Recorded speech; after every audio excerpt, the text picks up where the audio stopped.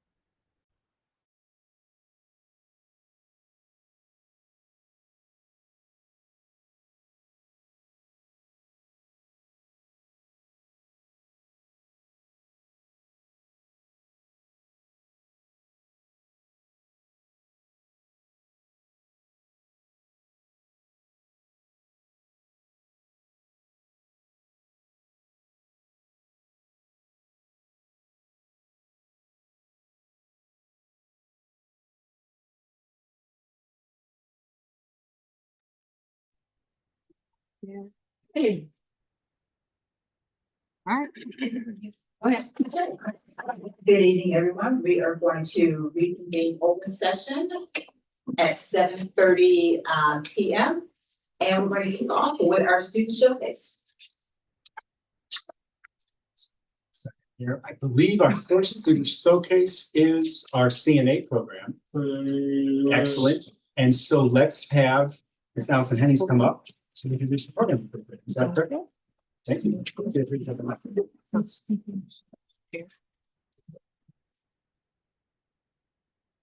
A little presentation there. Yeah. All right, good evening. My name is Allison Hennings and I teach in our Fundamentals of Nursing course here at the high school. So thank you so much for your continued support of unique programs, including our nursing program. Ready? Yep. Let us know when Okay. go next, okay? Who am I queuing? So our nursing course is part of our healthcare career pathway, in which students have the opportunity to take a sequence of 3 courses. The last course is our Fundamentals of Nursing course. And along the way, students have the ability to then earn their endorsement at the end of their time. And this endorsement is kind of a special thing for our students to be able to have that distinguishes them from other students they might be up against in the future. I'm sorry, Ms. Hennings, could you turn that mic on by hitting that black? Thank you. You good? Good? Yes.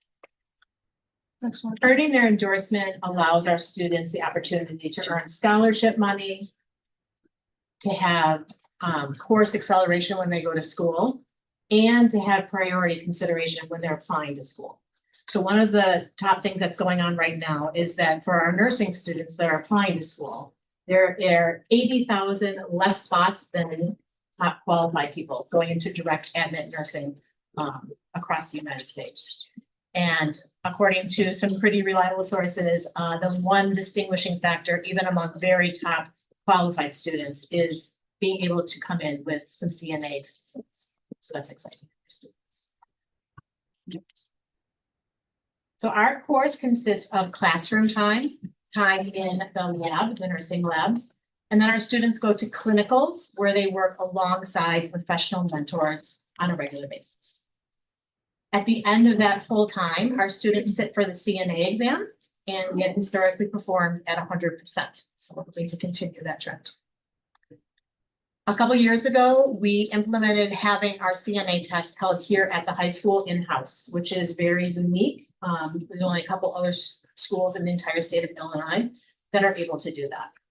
So that has offered our students increased accessibility in order to take the test, which has been very important for our students. And we're very excited that we are having so many students join our program and the program is growing.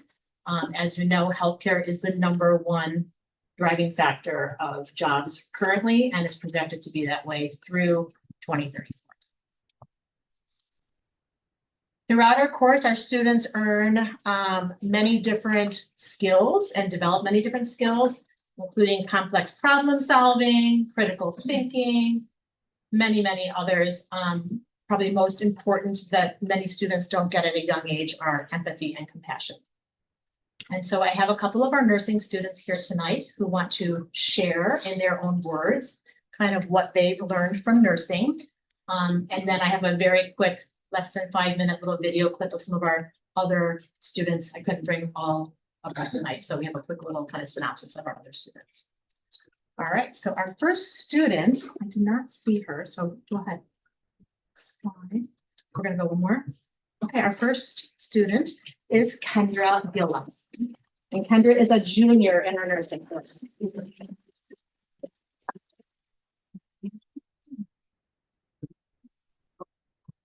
Good evening. My name is Kendra Gillum. I'm a junior here at OPRF, and I'm part of our school's Fundamental of Nursing program, which is where my nursing career began, but became alive throughout clinical and classroom experience. Before stepping into my school's nursing program, the future felt like a question that I was pressured into answering but didn't fully understand.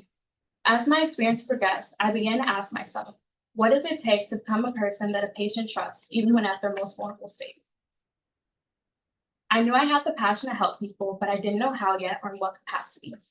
The moment I began to learn what it means to care for someone, I realized that to be a nurse means to be a source of comfort in one's most vulnerable moments.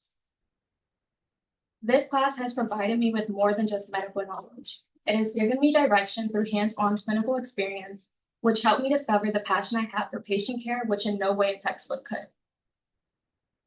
I have obtained an abundance of knowledge and skills, the most sticking being the ability to communicate clearly in moments where reassurance matters just as much as treatment. These experiences helped me reach the conclusion that my future career lies in becoming a nurse anesthesiologist, a career combining precision, critical thinking, and compassionate care. What makes this career truly impactful goes beyond career preparation. It shaped who I am as a person in my everyday life.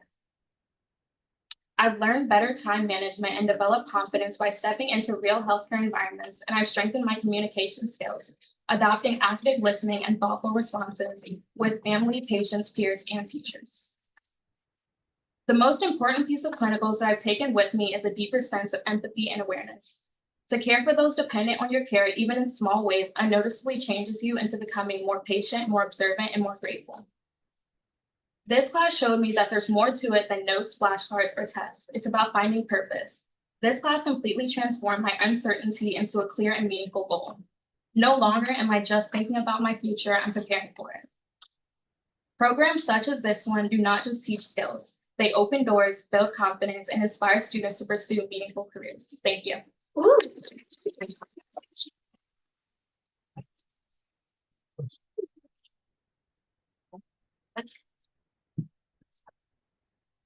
Next, we have Taylor Jones. Yeah.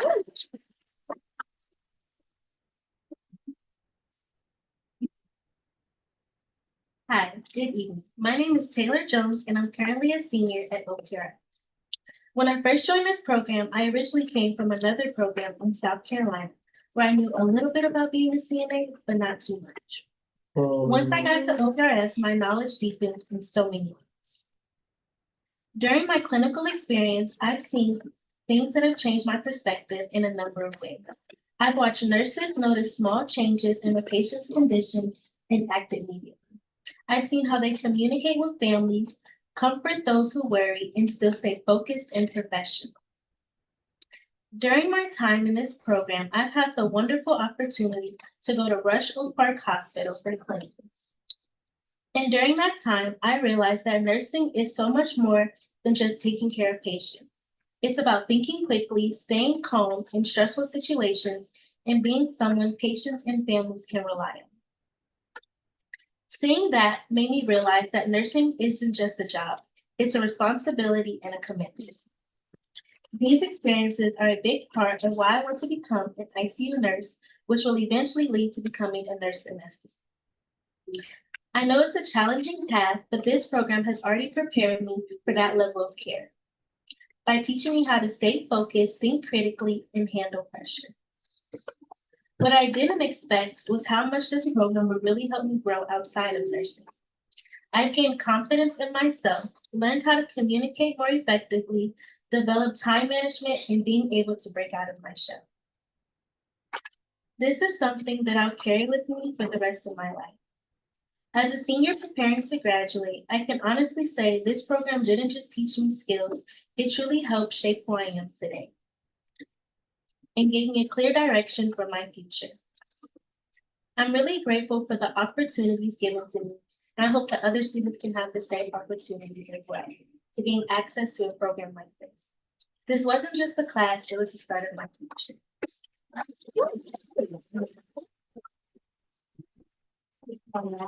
Jocelyn Moran. Hi, my name is Jocelyn, and I'm a senior in the nursing program here at OPRF. I want to share why this class is not only important on its own, but prepares students for future careers in the medical field. For me specifically, my pathway in becoming either a pediatric radiologic tech or a pediatric sonographer. When students hear nursing class, they usually think it only prepares students to become nurses, but in reality, it does something much bigger. It introduces us to the entire healthcare system through not only classroom learning, but clinical experience as well. We gain fundamental knowledge about patient care, medical terms, anatomy, communication, and professionalism, all skills that are applied into nearly every medical field position. Personally, this class has helped solidify my goal of pursuing radiology in college. Radiology requires a strong understanding of the human body, attention to detail, and the ability to work closely with patients as well as the healthcare team as a whole. This class has already begun to build employability skills, especially through our hands-on experience during clinicals. I've learned how to interact with patients as well as use my skills confidently, how to observe and report important information, and how to understand the bigger picture of patient care. One of the most impactful parts of this experience has been my clinicals and seeing firsthand that the healthcare team is made up of so much more than just nurses and doctors. I've observed radiology techs, lab workers, therapists, and many other professionals all working together to care for just one patient. It really opened my eyes to how interconnected each role is. This experience has helped me realize that while I respect and value nursing, my interests align more with radiology. Without this class, I would not have discovered that and may not have been able to settle on a choice of what I wanted to do.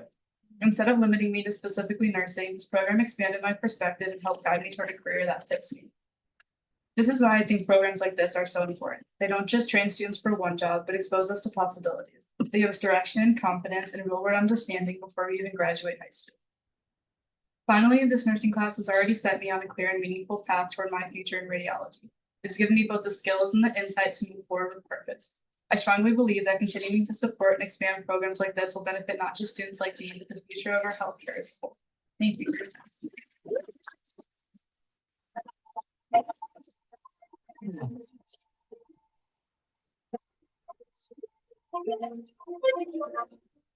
It's taught me a lot about how to be proficient in my work and how to study with other nurses and be able to comprehend information that they tell us so I can receive it better. Like looking into it, it looks like scary or like overwhelming kind of, but when you're actually there and you have people like beside you actually like wanting to help you, it's like more of a comforting like environment. Well, in the future, I want to be a nurse practitioner, and so it kind of just helped me get those like basic CNA skills that I'm gonna need for nursing school and then later for graduate school. On 5, I was working with a nurse, with a PCT, and she was just telling me like how confident I am and how she was just so proud of me because how I was just taking like action when I was just working with one of the patients, and she was just telling me that I would just be a good nurse. So that kind of like helped me think about it more. But I think without the real world experience, you don't truly know if this is something you want to pursue. So going through this whole process and understanding that this is something I do want to pursue in my future, I think it's very important for the rest of my life. Again, neurosurgeon, but first just like neuroscience, that the nurses there, like some people will like brush you off, but like they actually sit down with me if I don't understand anything, will be like, hey, do you understand this? And I'll say, no, can you elaborate? And they'll go on and on. And just in general, I'm prepared for med school. I have had so many opportunities presented to me that I would have never been able to do if I didn't take this class. Like yesterday, I did postmortem care, which I would have never been able to do before. Like community, because you also get to connect with other people who might be interested in the same career you want to go into. So it helps you learn what you do like about a career, what you don't like. Go to Loyola for nursing next year, and I really solidified my like path in nursing this year through work experience. I knew I kind of wanted to go into healthcare initially, but getting like the like hands-on patient care, I was definitely worried about more of like the anatomy side of it because I'd never taken an anatomy class, but like seeing like the work that we do in class with like learning anatomy applied in clinicals and like how body parts move and stuff like that and shadowing the physical therapist. My clinical experience has given me a deeper understanding of how the healthcare field works, and it's also just confirmed my passion for nursing. I am majoring in exercise science at Auburn University next year, and clinicals has helped me prepare for that by giving me hands-on experience to work with patients and giving me the confidence to know that working with patients is something that I want to do. I'll be a cardiologist in the future, and it just really helped further my knowledge of the heart and the different like abilities of everyone. It'd be very eye-opening for me to see all these like all the family members that were there and all these real struggles, and it's truly what made me decide to major in nursing. And then like seeing how the CNAs and the nurses work in the hospital setting has helped me just like gain more confidence? Be a surgeon when I grow up. I think my clinical experience helped me realize the real world implications of medical work in the medical field. One benefit that comes from the CNA program is definitely you gain a lot of confidence, not just in like your patient skills, but in your personal life. I'm going to study biology in college, and I think classes like this are so important to get hands-on activity. I'm a senior and I'm going to Iowa, and I would like to be an orthopedic surgeon because I learned not only just skills interacting with patients, but I learned a lot of like anatomy and terminology that I wouldn't have known otherwise. To go into sports management. I think working with the nursing class and the clinicals has helped me a lot in finding what I want to do with my life. Like to have a more open mind on things and what to be prepared for, even if you don't expect it. Because you're hands-on, you get to actually be compassionate, and you learn a lot of skills that I think don't just apply to nursing, but to general life. I think also discipline plays a huge factor. You have to stay on top of your work, stay on top of what you need to know for patients and like steps ahead and think about what you need to be doing. You can't just be complacent and be lazy.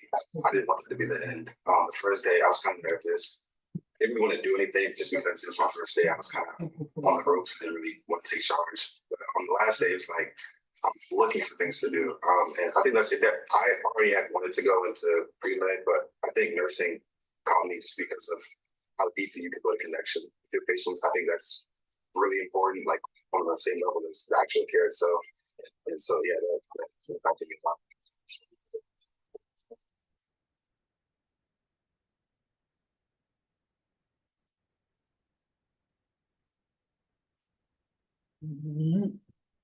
That was wonderful, thank you. We also have another celebration tonight, recognition. We have our Special Olympics basketball state qualifying team here.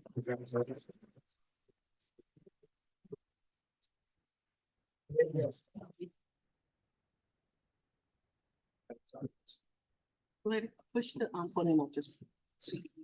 Everyone for the kids, push the podium up. Yes. There you go. I'm Ashley Coletti, and I'm here to recognize our OPR Special Olympics basketball athletes that competed downstate this March. These athletes represented our school with determination, sportsmanship, and tremendous heart. They remind us that success is not only measured by wins, but by courage, teamwork, perseverance, and joy. We are incredibly proud of how they represented our school and community, and congratulations to our athletes. This experience wouldn't be possible without our peer leaders, our families, our coaches, and the staff who make inclusion real every day. This is Milana Jordan, Jude Simkowski, and Amadou Ming. I do say it right? So they each have something to say about how they feel with Special Olympics.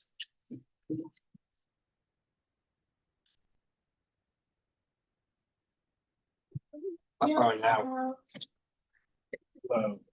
Will Plow. Vincent. OPL.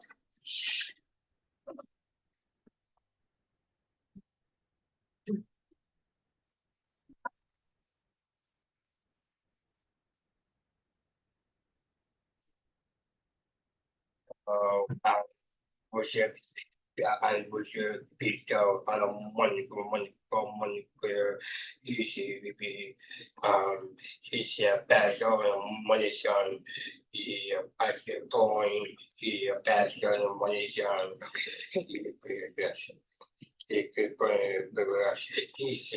This is Jude, and what did you win? Championship. House guys. State. Champion is my dad.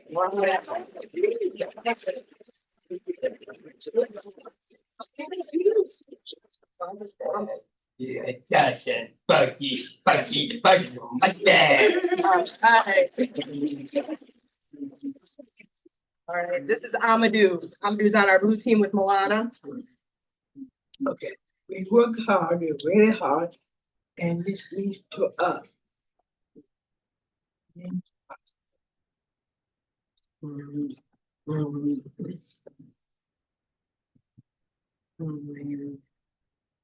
Oh, yeah, thank you for starting in the special ed.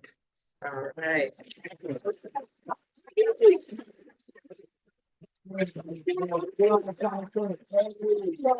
So Gene Kowalski won state in our skills competition, and Amadou and Ari, Milana are part of our blue team, and they came in third place downstate.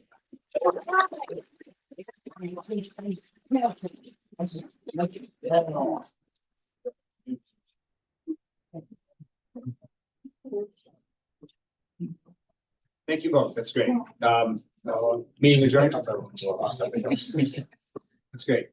Could we have our student council liaison? Yes, I didn't see you back there. Great. Good evening, everyone. It's my honor to share some highlights from an incredibly active and impactful April. This month, our school continued its commitment to celebrating diverse professional communities.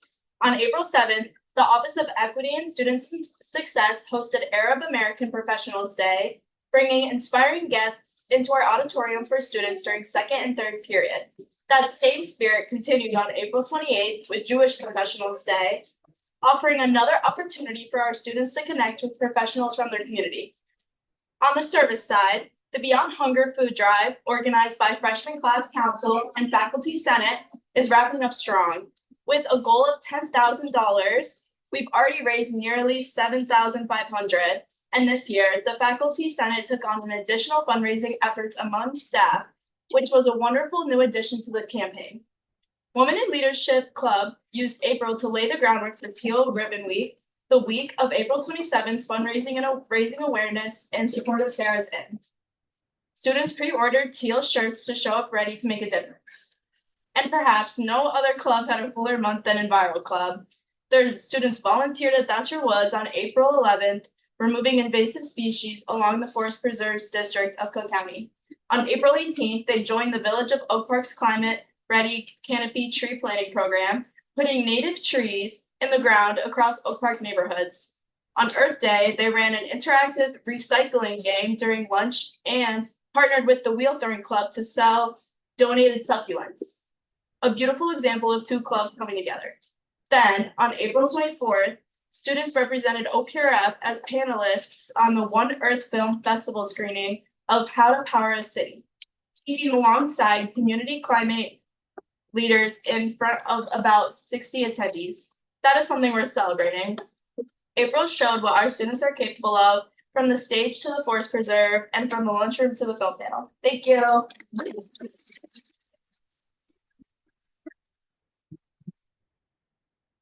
Okay, I have a few superintendent announcements here. First, a huge congratulations to junior Keaton Roberts on earning first place in 2 categories at last weekend's NAACP Afro Academic, Cultural, Technological, and Scientific Olympics, or ACTSO competition.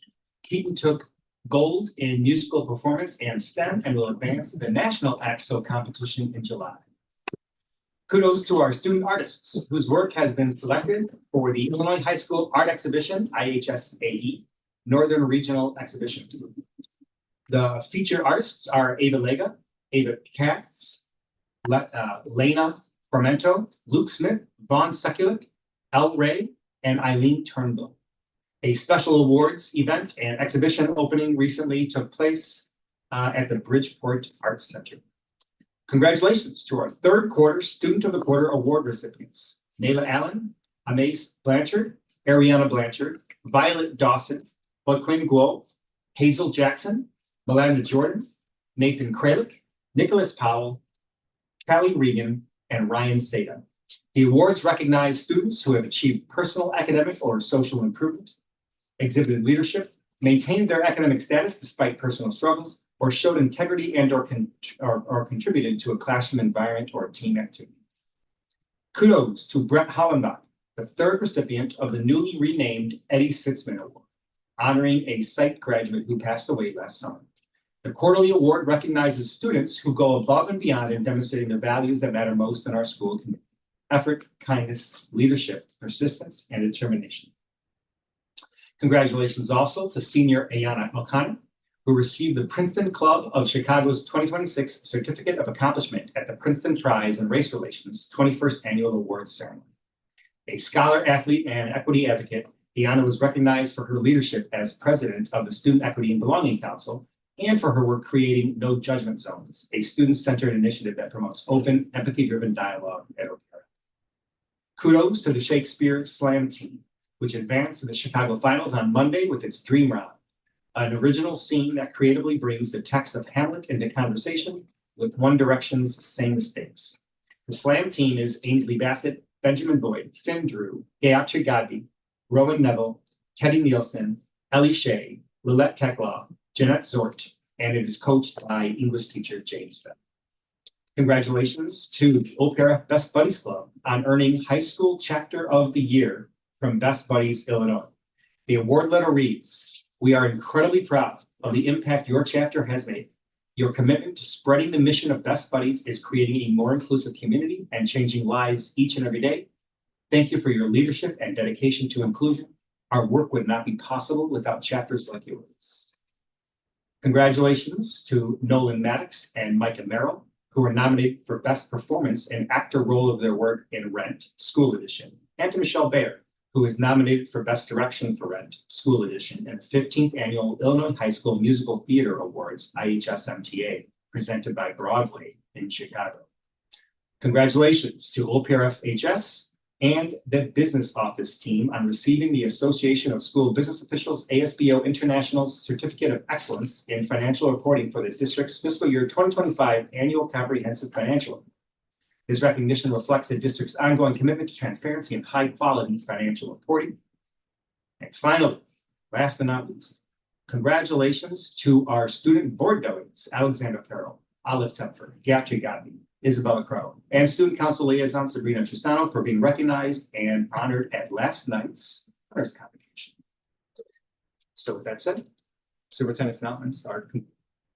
Thank you. Congratulations to everyone for all the accomplishments. Ms. Evans, FOIA status. 9 submitted, 7 resolved. And we are now going to move into our April recognition, and we have quite a few, which is great. And so we're pleased to continue our employee recognition program for the 2025-26 school year. The employee recognition is sponsored by Oak Park Bank, a Wintrust Community Bank. And is Chris Griffin here? No, he's not. It is. And so I'll pick it up. So first, we want to congratulate Dove Hunter, English teacher. Is Ms. Hunter here? She's not. So this reads, she was selected as Teacher of the Month, and here are some of the highlights from the nominations received for Dove. Dove makes English meaningful, engaging, and personal. She truly cares about students, and her willingness to step in this year to support AP Lit students shows her generosity and dedication. So let's congratulate Dove again. Ms. Hunter regrets not being here. She did send me a late response saying that she wants to thank everyone and how honored she is for this award. Thank you, Ms. Evans.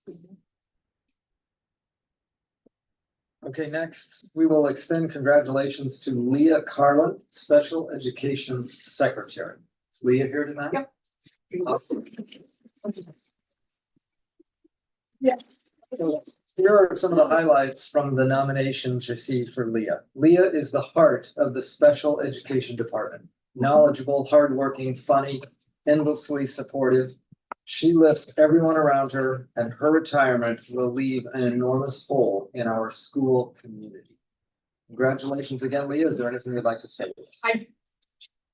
Just really quick, I just want to thank everyone who nominated me for Employee of the Year. Oh wait, it's just for the month. All right, well, I'll take that. But no, thank you to everyone who nominated me. And I think last Wednesday when Roxanne and everyone came in the office was probably the best day at OPRF I've had in my 28 years. So thank you, everyone. And 39 more days to go. I know I've said that a lot. Roxanne is sick of hearing it, but thank you, everyone.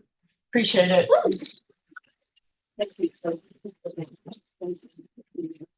Thank you, sir. And we're gonna get a photo, Lisa. Oh.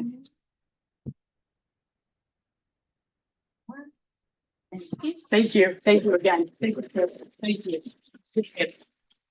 We forgot to tell them that you're from the tire. Oh. Never mind.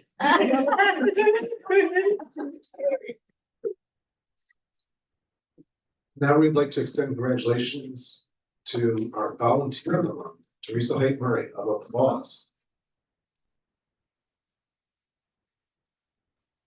Here's the highlights from the nomination received for Teresa.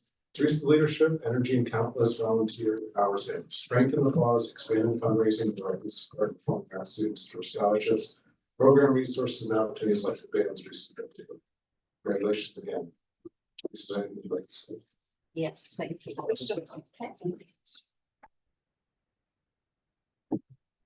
Hello, everyone. It is my honor to serve as one of the many volunteer parents here at OPRF.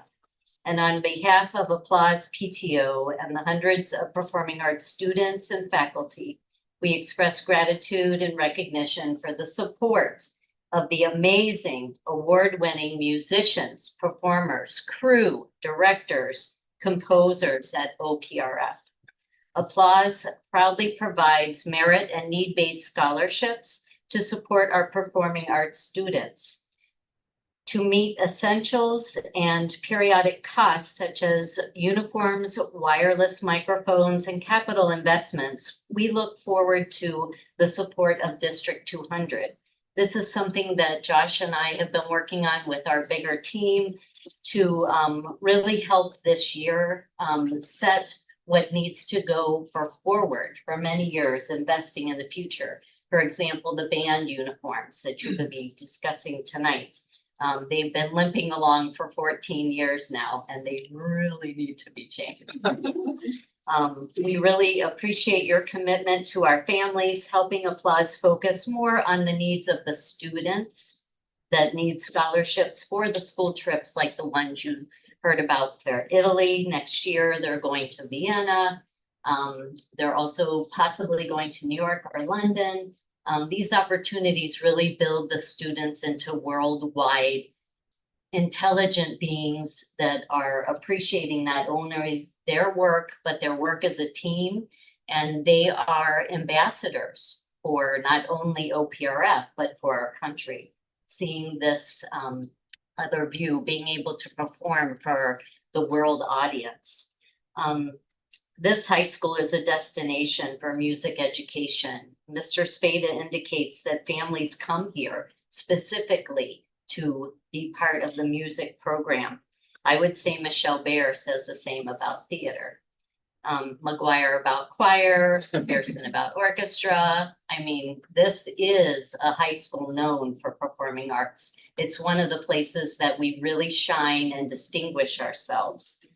The performing arts programs and co-curriculars are an incubator for public speaking, teamwork, leadership, as well as being well-rounded students that will participate in the world in higher education and beyond. As stewards of the tax money from our communities, I ask you to increase, not decrease, our investment in the performing arts programs at OPRF. For not only our students, but the community that comes in droves, in thousands to see our performances, that laugh and cry and come out of the theater telling me this has changed their life to see this performance. And I am not joking. Please support us and applaud our talented young people and their families by putting money toward these real expenses. Show the performing arts that they are valued in this school by you, that you are our community leaders and you value their work. Consider this famous quote by Bono from U2. Music can change the world because it can change people. I hope I have changed you in some small way, as I thank you again for your recognition and your continued support of the performing arts at Oak Park and River Forest High School.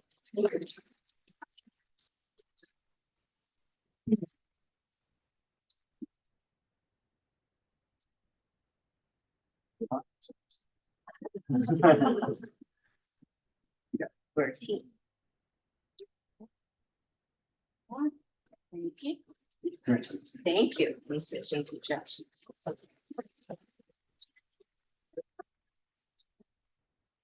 Next, we're going to extend congratulations to our guest teacher of the month, Angela Tompkins. Mr. Tompkins here? Yes. Here are some of the highlights from the nominations received for Angela. Angela brings kindness, humor, and positive energy to every class. Students feel safe, supported, and genuinely cared for when she's there, which makes her a favorite substitute for many. Congratulations, Angela.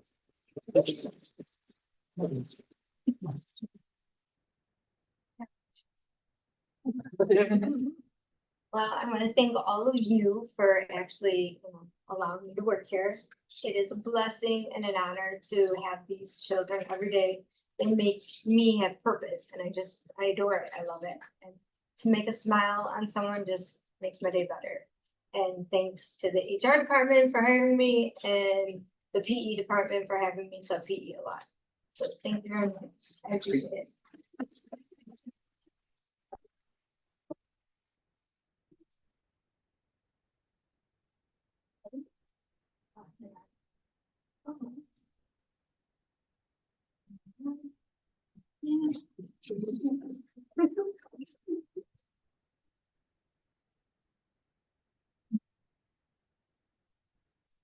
Okay, now we continue with our sustainability recognition program. We recognize 2 sustainability champions a month, 1 student, 1 employee, for their exemplary efforts in environmental sustainability. Congratulations are extended to March's student sustainability champion, Chelsea Melodia. Is CJ here tonight? No, okay. Here are some of the highlights from the nominations received for Chelsea. CJ is a passionate environmental leader who's worked in the environmental club, thrift store, project leadership, activism, and everyday sustainable choices inspires others and shows a deep, genuine commitment to protecting nature. Congratulations again to CJ.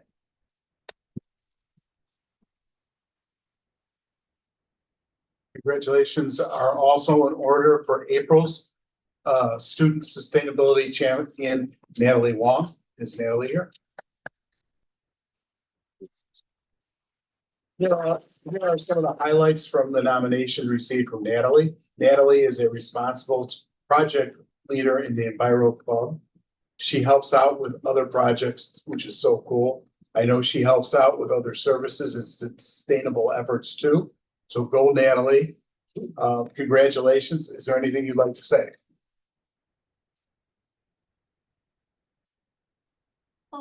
Hi. I did not prepare a speech like everyone else. I'd like to thank Jacob Self for nominating me because I know it's like only Enviro Club that votes and nominates.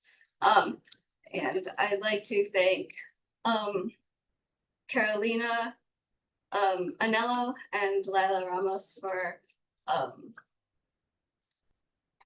pushing me into this role of project leader, which I think got me nominated. While I'm here, I would like to promote End E-Waste, a program sponsored by the nonprofit Fresh Supply that aims to end to bridge the digital divide by on the west side of Chicago by also decreasing e-waste. So I think that would be a cool partnership for OPRF if anyone is interested.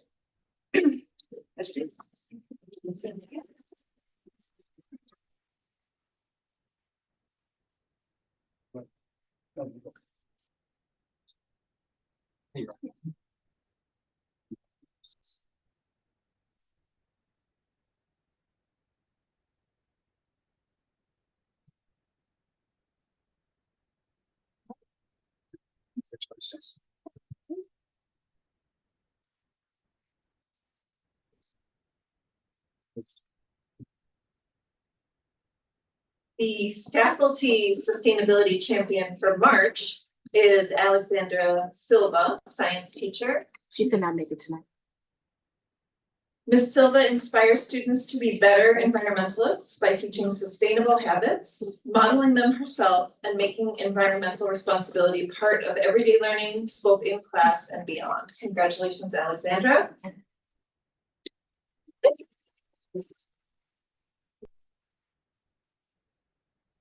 And the Faculty Sustainability Champion for April is the wonderful Cindy Wong, Academic Enrichment, Mentor Studies, and Environmental Club sponsor.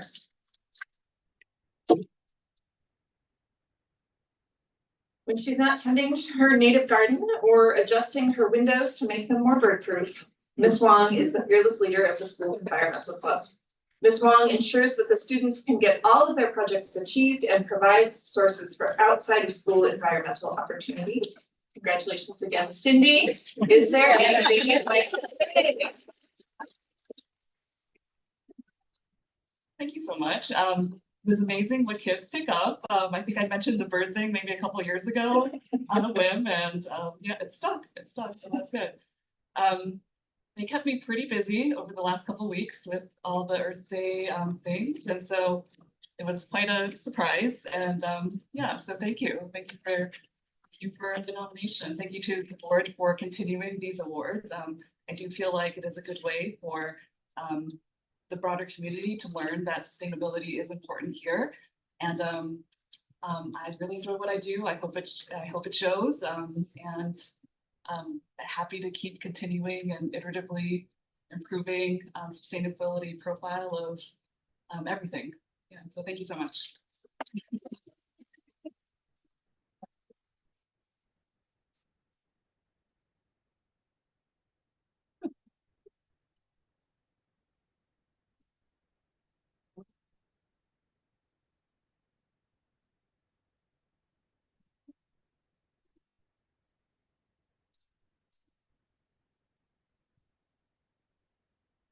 You, and that concludes our recognition, and please just one more round of applause for all of our winners.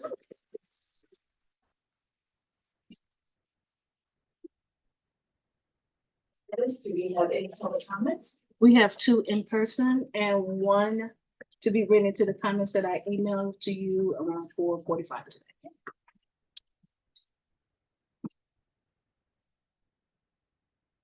So for public comments, please limit public comments concerning matters within the jurisdiction of the Board of Education to 3 minutes. This section is not intended to be a dialogue with the Board of Education. The response time to any questions will be up to 2 weeks. Simmons? Our first speaker for tonight is Ms. Megan Jackson.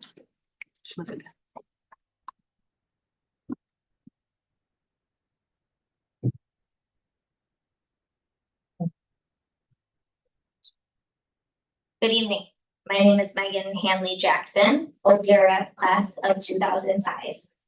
I am requesting a clear and direct response from the board to concerns I raised last month at the Culture, Climate and Behavior Committee, CCB, concerns that remain unanswered despite multiple written requests. I attempted to raise these issues through the CCB committee, and I was effectively blocked when my proposed agenda items were not included and the meeting itself was actually canceled due to a lack of quorum. We were informed that the CCB meeting will not be rescheduled. That means the committee met twice this year.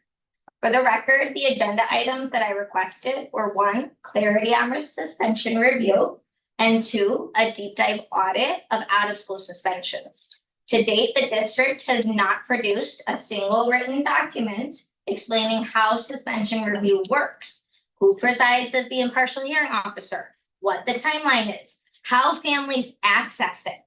When a process is undefined or undisclosed, it is not neutral. It is a barrier.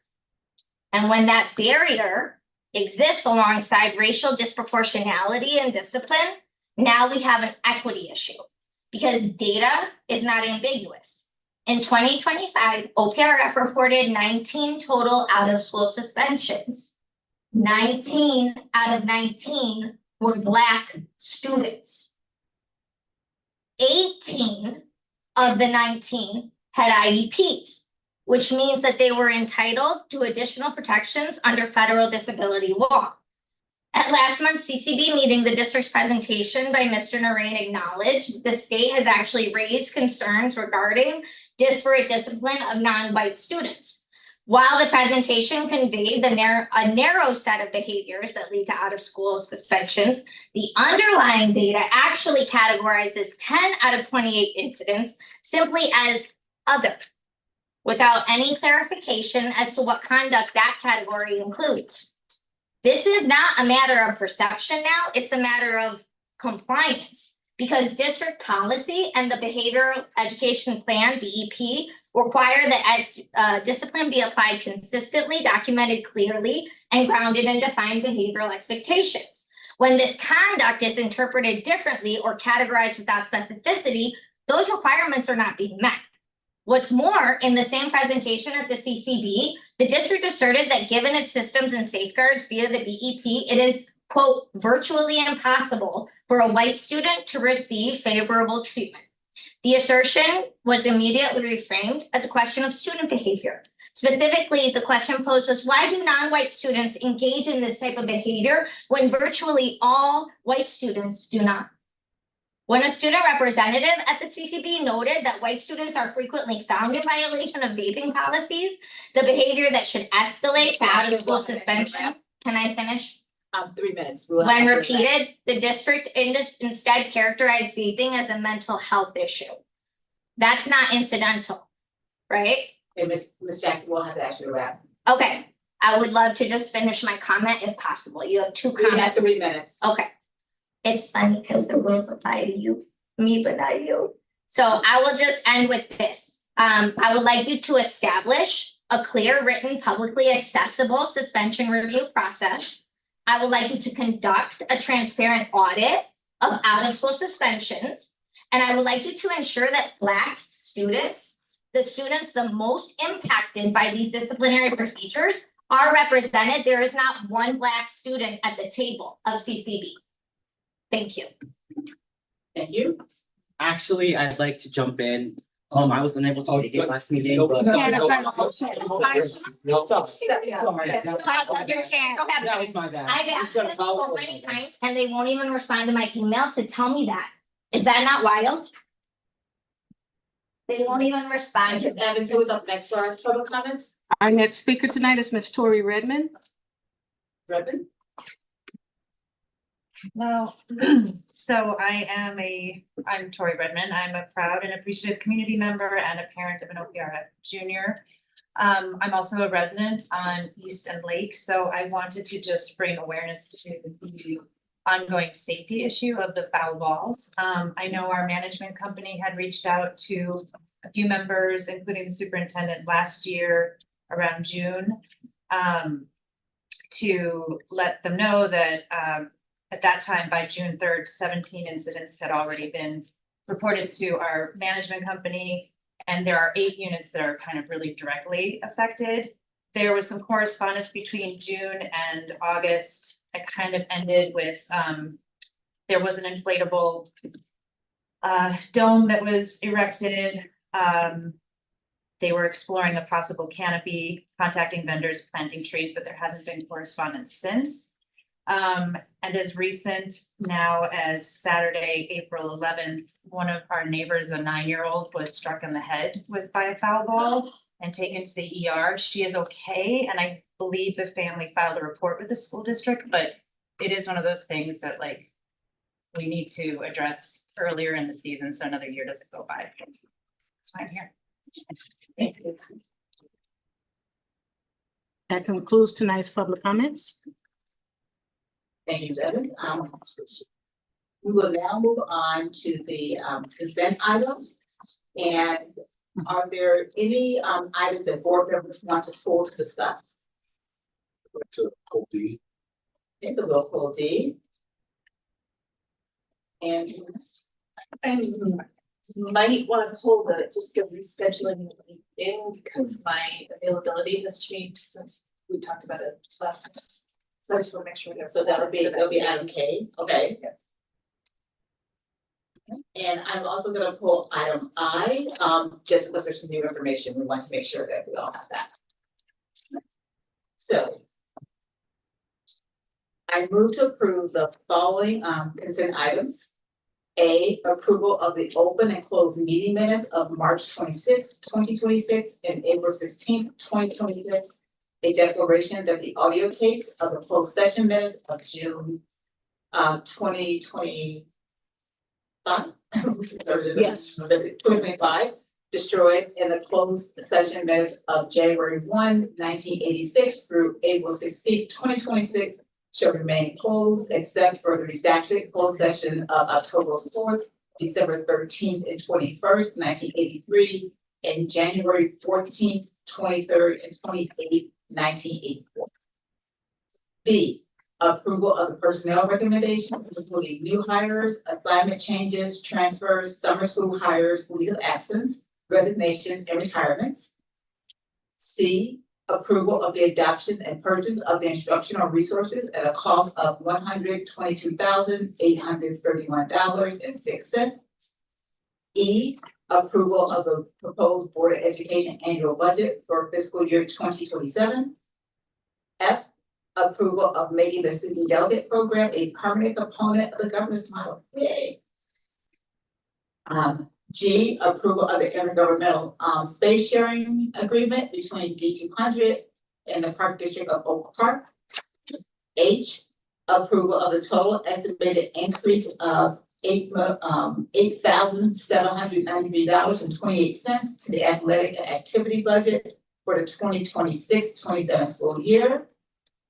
J, approval of the agreement with Game One to produce athletic uniforms and cloth apparel. L, for the board to approve with gratitude the donation to the Office of Equity and Student Services as presented.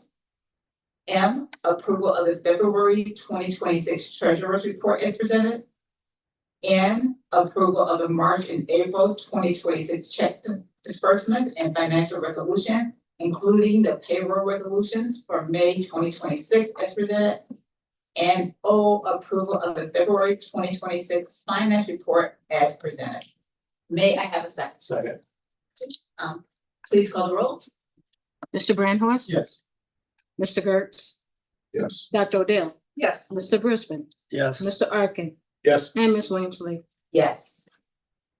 And now let's go back to the items that were pulled, and we'll start with D, item D, which is approval of the 2026-27 salary recommendation for administrators, managers, and non-affiliate employees, and pay rate increases for food service employees for a total cost of $33,484.51. We will open for discussion. Second. Second. I'm gonna have a second, please. Second. Discussion? Mr. Gertz? So, well, appreciative of our administrators and our staff, I requested some benchmark information just to see where individual positions were. Received at this point, and while I still think that 3% is reasonable, I can't in good faith prove it without additional information. So.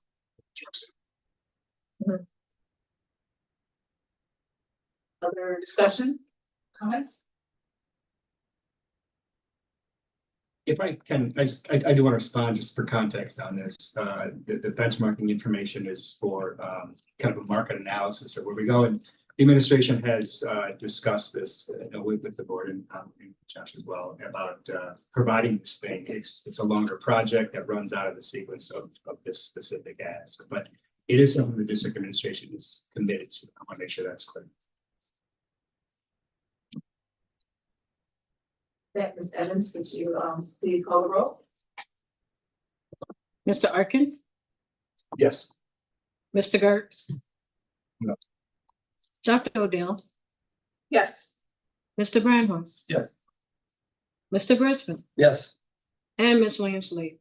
Yes. Our next item that was pulled for discussion is item I, approval of the purchase of band uniforms for a total cost of $75,950 with Fred J. Miller. And may I have a second?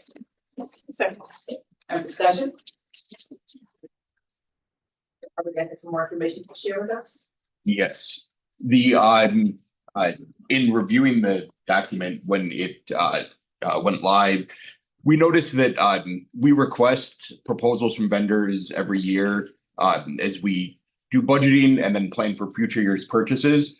Inadvertently, the prior year's band uniform quote was attached. That led to the original amount for $67,500. It's an $8,450 change, up to the $75,950. Still under our budgeted amount for 26-27, but because of the small financial change, we wanted to be transparent on that. Any questions or comments? Just to confirm, it doesn't change how you're saying about that. It doesn't change. No, this still is our lowest, most responsible bid.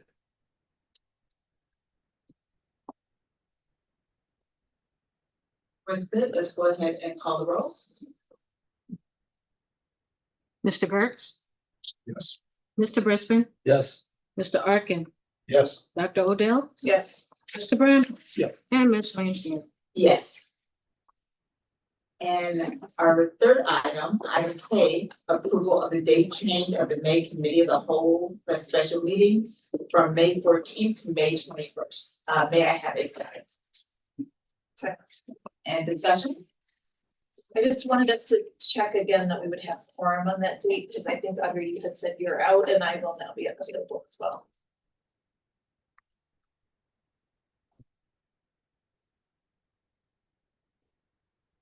Josh? On the 21st, this is what we're moving into. Yeah, I can be here on the 21st.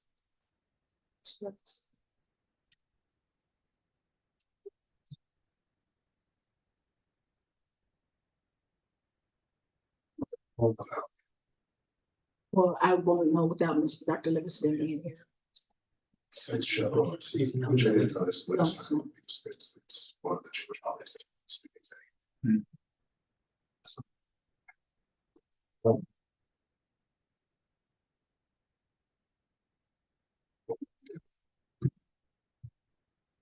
Let's get over the one that we don't confirm quorum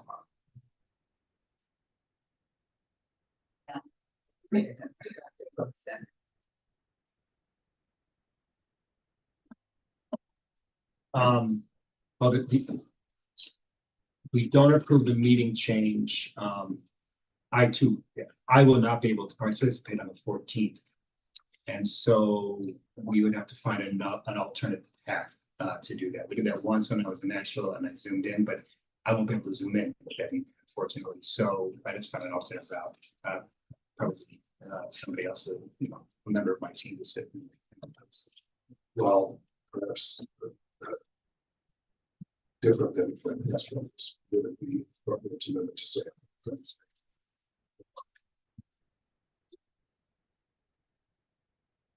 There's nothing written that says they have to be, especially if the board takes action, they can certainly do that. We would have to probably do a little bit more check on what's going on any given day besides this one, to ensure that it would work for the district. Right, I have to check calendars. I don't think we could change the action like right now and then know that for sure that other day would work, but that is an option. But we don't have another meeting between now and then to make that. And no, I don't think we can do either or. Fred asked if we could do, either or date, like we take action on that pending this, and I think we need to make it clear when those meetings are. So I'd rather err on that answer. So while we were talking, I just texted Dr. Livingston and he says, yes, he can be here on 5/21. So if you trust my word on this. Right. There we go.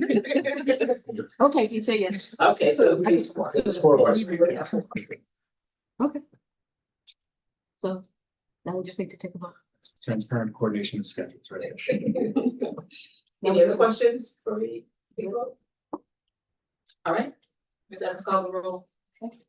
Mr. Brisbane, Yes. Mr. Gertz, Yes. Dr. Odell, Yes. Mr. Brandhorst, Yes. Mr. Arkin, Yes. Ms. Williams Lee. Yes. Okay, and next we're gonna move into our discussion of the 10-year plan. So Aubrey, you guys come back up. Is there anything I need to pull up as far as presentation? No. Okay. You guys all be yours. You've been here for a while.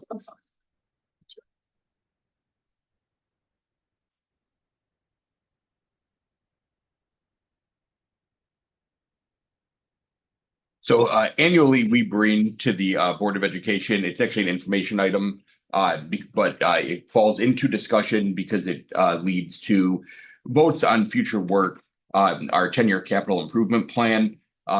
We have spent a lot of time, as always, kind of digging through the projects that need to happen around our district.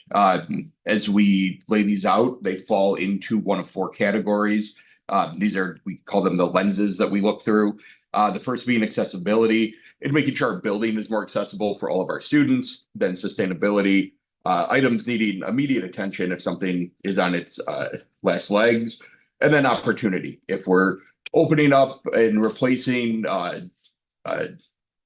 mechanicals above a ceiling, does it make sense at that time to do lighting at the same time because we'll already have the space open? We also took a look into the potential that Act 3 may be happening in the future, which caused some resequencing as well, because 1, we don't want to do work that then could be demolished, and 2, trying to do capital improvement work that could be routine in nature around work that is happening is not efficient. What that has ultimately led to is a recommendation for the summer of 27 to move forward with the following items. We'd have corridor renovations, that would be phase 3 of 11. Toilet room, additional work from the 1967 toilet rooms. Window replacement, that would be the second phase. Phase 1's happening this summer. Continued electrical power distribution upgrades for our building. And then tuck pointing around our building. This would be on the north end of the building as well. We've done some resequencing in future years, really for some of the reasons I had described, as well as we look at ways to control our costs and control our budget. We looked at what we felt could be affordable in the future. And one area that we've really started to hone in on and look at is work that we can self-perform that we don't necessarily need to pay our architects to design for us. For example, if we're just replacing the lights in a corridor, we have carpenters and electricians on staff that are certified to do this work. So we're able to self-perform some of that work in the future. There's flooring that we can self-perform. And because of we have a very good relationship with both FGM and with Gilbane. They have been supportive in understanding that by allowing us to move forward with this work kind of on our own, it allows us then to put our dollars and resources into work with them in other areas in the future. So, attached, we've got the master matrix, the summary matrix with costs and yeah. Any questions, comments? Problem, oh, I'm so sorry. Go ahead. No, I was just noticing Fred had his hand. Oh, you go, Fred first. Correct? Yeah, my question has to do with construction management. And with the retirement of Jeff Bergman. How is that gonna change the methodology of construction managing the project? Is that burden then gonna be put onto our general contractor, or? It's a little bit of both. what we've realized, and it was why when we brought forward the recommendation for not replacing Jeff's position directly with another director of construction, but one that can assist in the construction, but then also with its a heavy focus on sustainability efforts. We are getting a level of service from our current construction manager with Gilbane that we hadn't in the past. So as you know, annually when we bring the recommendations forward for the projects, it includes a number for Gilbane to serve as a not just the construction manager for project 2, but for the CIP work as well. They then serve as the construction manager and site superintendent, and then internally work very collaboratively with both the buildings and grounds department and then my office to ensure that the projects go smooth over the summer. So I think that work, some of it falls to our construction manager, but then we'll see a continual shift to our buildings and grounds department and my department, or my office as well in the finance department.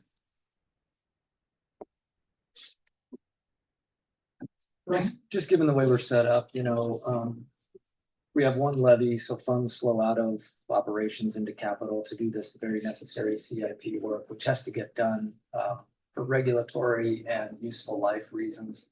But in a new world of much tighter budget constraints than we've been in for the last 20 years, I want to give you a chance to elaborate a bit more on ways in which you are looking to do more with less and extend things out right up to and maybe slightly over useful life, and making tougher choices about which CIP projects we can really do and which can be deferred, again, without running into safety or regulatory risks. Yeah, we pushed in a lot of ways. Some examples of that I brought up that, you know, we looked at, you know, if we self-perform certain projects, then we don't necessarily pay the fee for the architects or for the construction manager. So, you know, naturally just a project that we have the ability to self-perform, you know, can be 15% less just on those fees. We looked at not just timing, but, you know, alternate solutions to some of the projects to say, how do we, as you said, how do we extend it out? You know, one of our lenses tends to be that convenience factor. If we're opening up a ceiling, you know, is there a benefit to doing, you know, work with HVAC and lighting together? Sometimes there is a savings there, and sometimes it's just convenience. So we pulled back that convenience. We also looked at what areas are going to be part of future projects in the Imagine plan, and does it make sense to put dollars into those projects, knowing that, you know, in a relatively short time frame, it's potential or potentially that those projects then would get worked over again. So we spread it out that way. And then I can't say that I did all the heavy lifting. There were times that I just looked at the numbers, and you know, these meetings involve Mr. Alsop and B&G, our architect. So we have Allison and the man we refer to as Becker from FGM, and Jeremy from Gilbane. And there were times I just said, no, I need $700,000 less this year. Like, my budget says I only have X dollars. How do we get there? And then, you know, we rearranged some projects to, you know, take out a bigger project for 1 year that wasn't going to cause, say, an emergency in a useful life. And then said, okay, if that project's $1 million, but we need to save 700,000, we don't want to overtax a future year. So we found something for 300,000 to move back to smooth it out.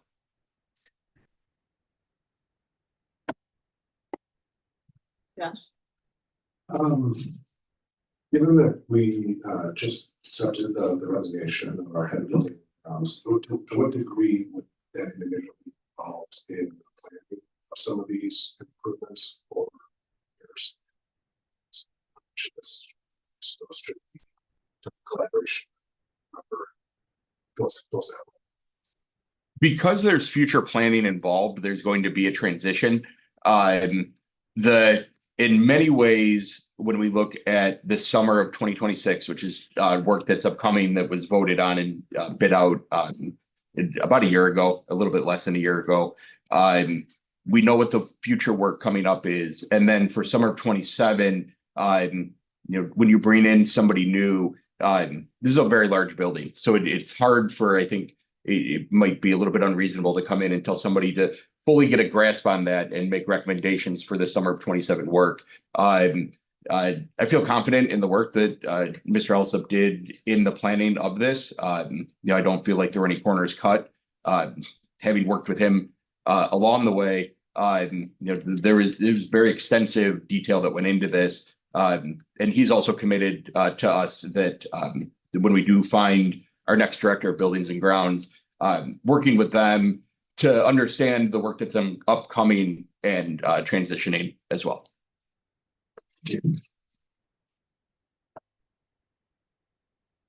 Any other questions? Thank you for the update, Ms. Arbogast. And next we'll move to the Project 2 quarterly update.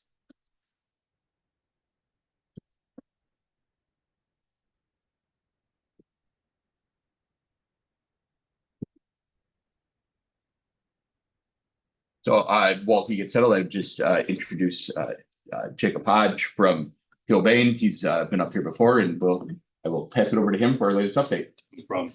I think we shared a photo slide with you guys. Go ahead and put that up for me. Hold on. Well, in the meantime, since we met last, we've worked about 19,000 hours additionally since January. We've had 0 lost time, 0 misses, 0 accidents since we met.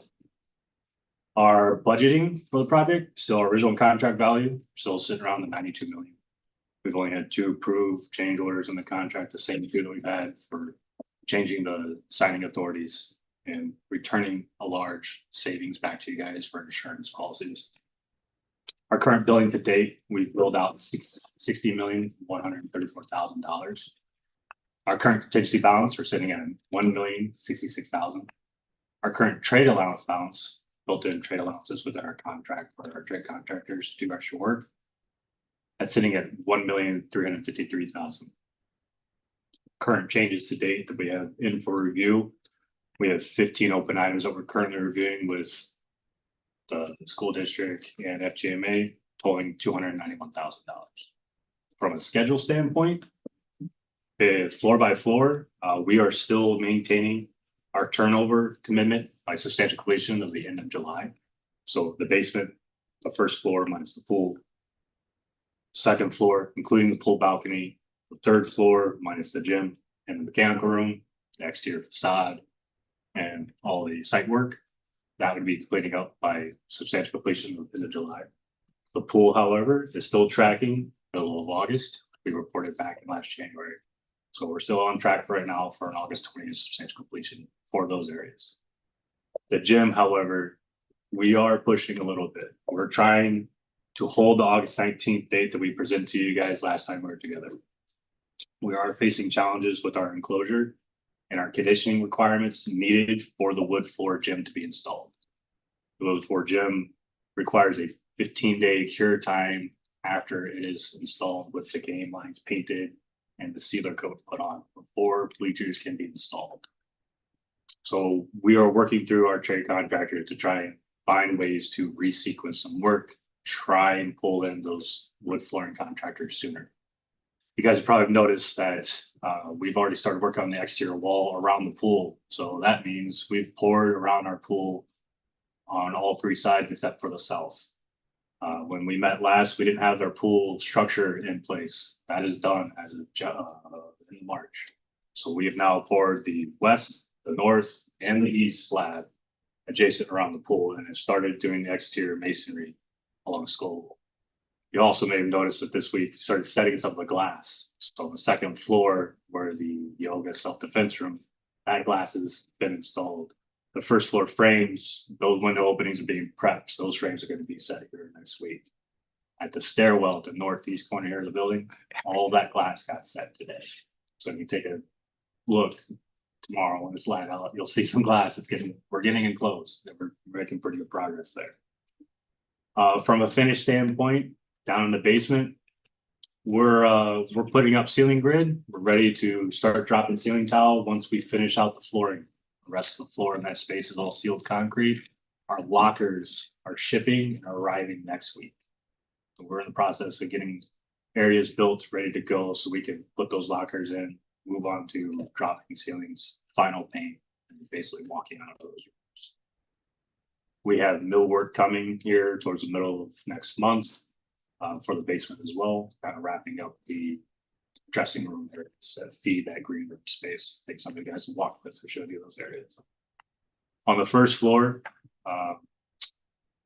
most of our framed walls now are in, except for the walls that now close up the west side of the pool. Now we have that slab board, we can bring those walls in, start get going. So that interior masonry work was started yesterday. Our drywall framing contractors are gonna follow right behind them, so they'll need a couple weeks. That ceiling work will follow them, flooring, etc. Start putting in our flooring finishes, putting in our lockers. The weight room is in progress with all the overhead NDP work. We're starting TRX installed, a nice suspended overhead workout equipment. And then we've already procured all of our wood flooring or our padded flooring for that system there. Up on the second floor, we started finishing out paint and rooms. Our yoga self-defense room, the ceiling is in for the acoustic side. We are putting in all of our ductwork now, following all of our mechanical piping, electric right behind it. We started trimming out some of the wall devices. So your outlets, when I say wall devices, your thermostats, that stuff, that's all trimmed out, has faceplates and looks normal. Wires all pulled and labeled. We also have the bathroom wall tiles, all the ceramic tile, that's being installed. We're getting ready to start all the epoxy flooring in those rooms. The art mural wall, we now are going to add in a couple TVs into that design. So we've just received the boxes, they're specially ordered boxes to help support those TVs. It's got data and power into it, basically one unit. That's been received. So now we're gonna start framing out the walls with those boxes. That'll be wrapped up here pretty quick, middle of next month. So that floor is looking really good. Corridors are primed, ready for final paint, ready for finishes. Third floor, the dance studio. Ceiling is in. We have started with our overhead sprinkler work. Now we are at a point where we're going to start moving on to the ductwork, a couple of the electrical items. And then we're at a point where we're ready to start putting in wood flooring and putting all the mirrors and ballet bars on the walls. The rest of the space is mostly storage rooms and a couple of closets. So those rooms are drywalled, ready to go. When we get ready for flooring in that area, it's mostly all polished concrete throughout the entire floor. The gym, what you can't see right now, which we had the photos working, is we do. Oh, we do. I was yeah, waiting for y'all to- yeah, Okay. great. The gym is progressed a lot from a finish standpoint. So if you scroll through, I can kind of work my way here through these photos. So the top left corner there, that's the pool area as it is currently. That's a giant wooded scaffold platform system we put inside the pool shell. So we can do all the overhead work above it. We have a lot of sprinkler pipe, duct work, electric put up and around the pool still. So that's what the guys are working on right now. You can kind of see that is the east side slab of that pool port. So that is part of the detention tank. That is what was holding us up, being able to do the exterior block work to get us to close. So what we're working through right now is the south side. It's going to be here in a couple of weeks getting that forward. The picture over on the top right, that's the second floor admin offices. Maybe less Nicole's area. So you can see those walls, we now have door frames, walls are painted, ceiling grid is in. You can see some of the outlets are already starting to be trimmed out. Picture on the bottom left-hand corner there, that's the stairwell, the northeast corner. So that frame is in, but now as you look tomorrow, you'll see the glass. The picture on the very bottom right, that is the pool balcony. We have now got to a point where we are ready to start doing our overhead MEP rough, where we can then turn that over for flooring install, and putting the bench seating in there. You want to go to the next slide for me.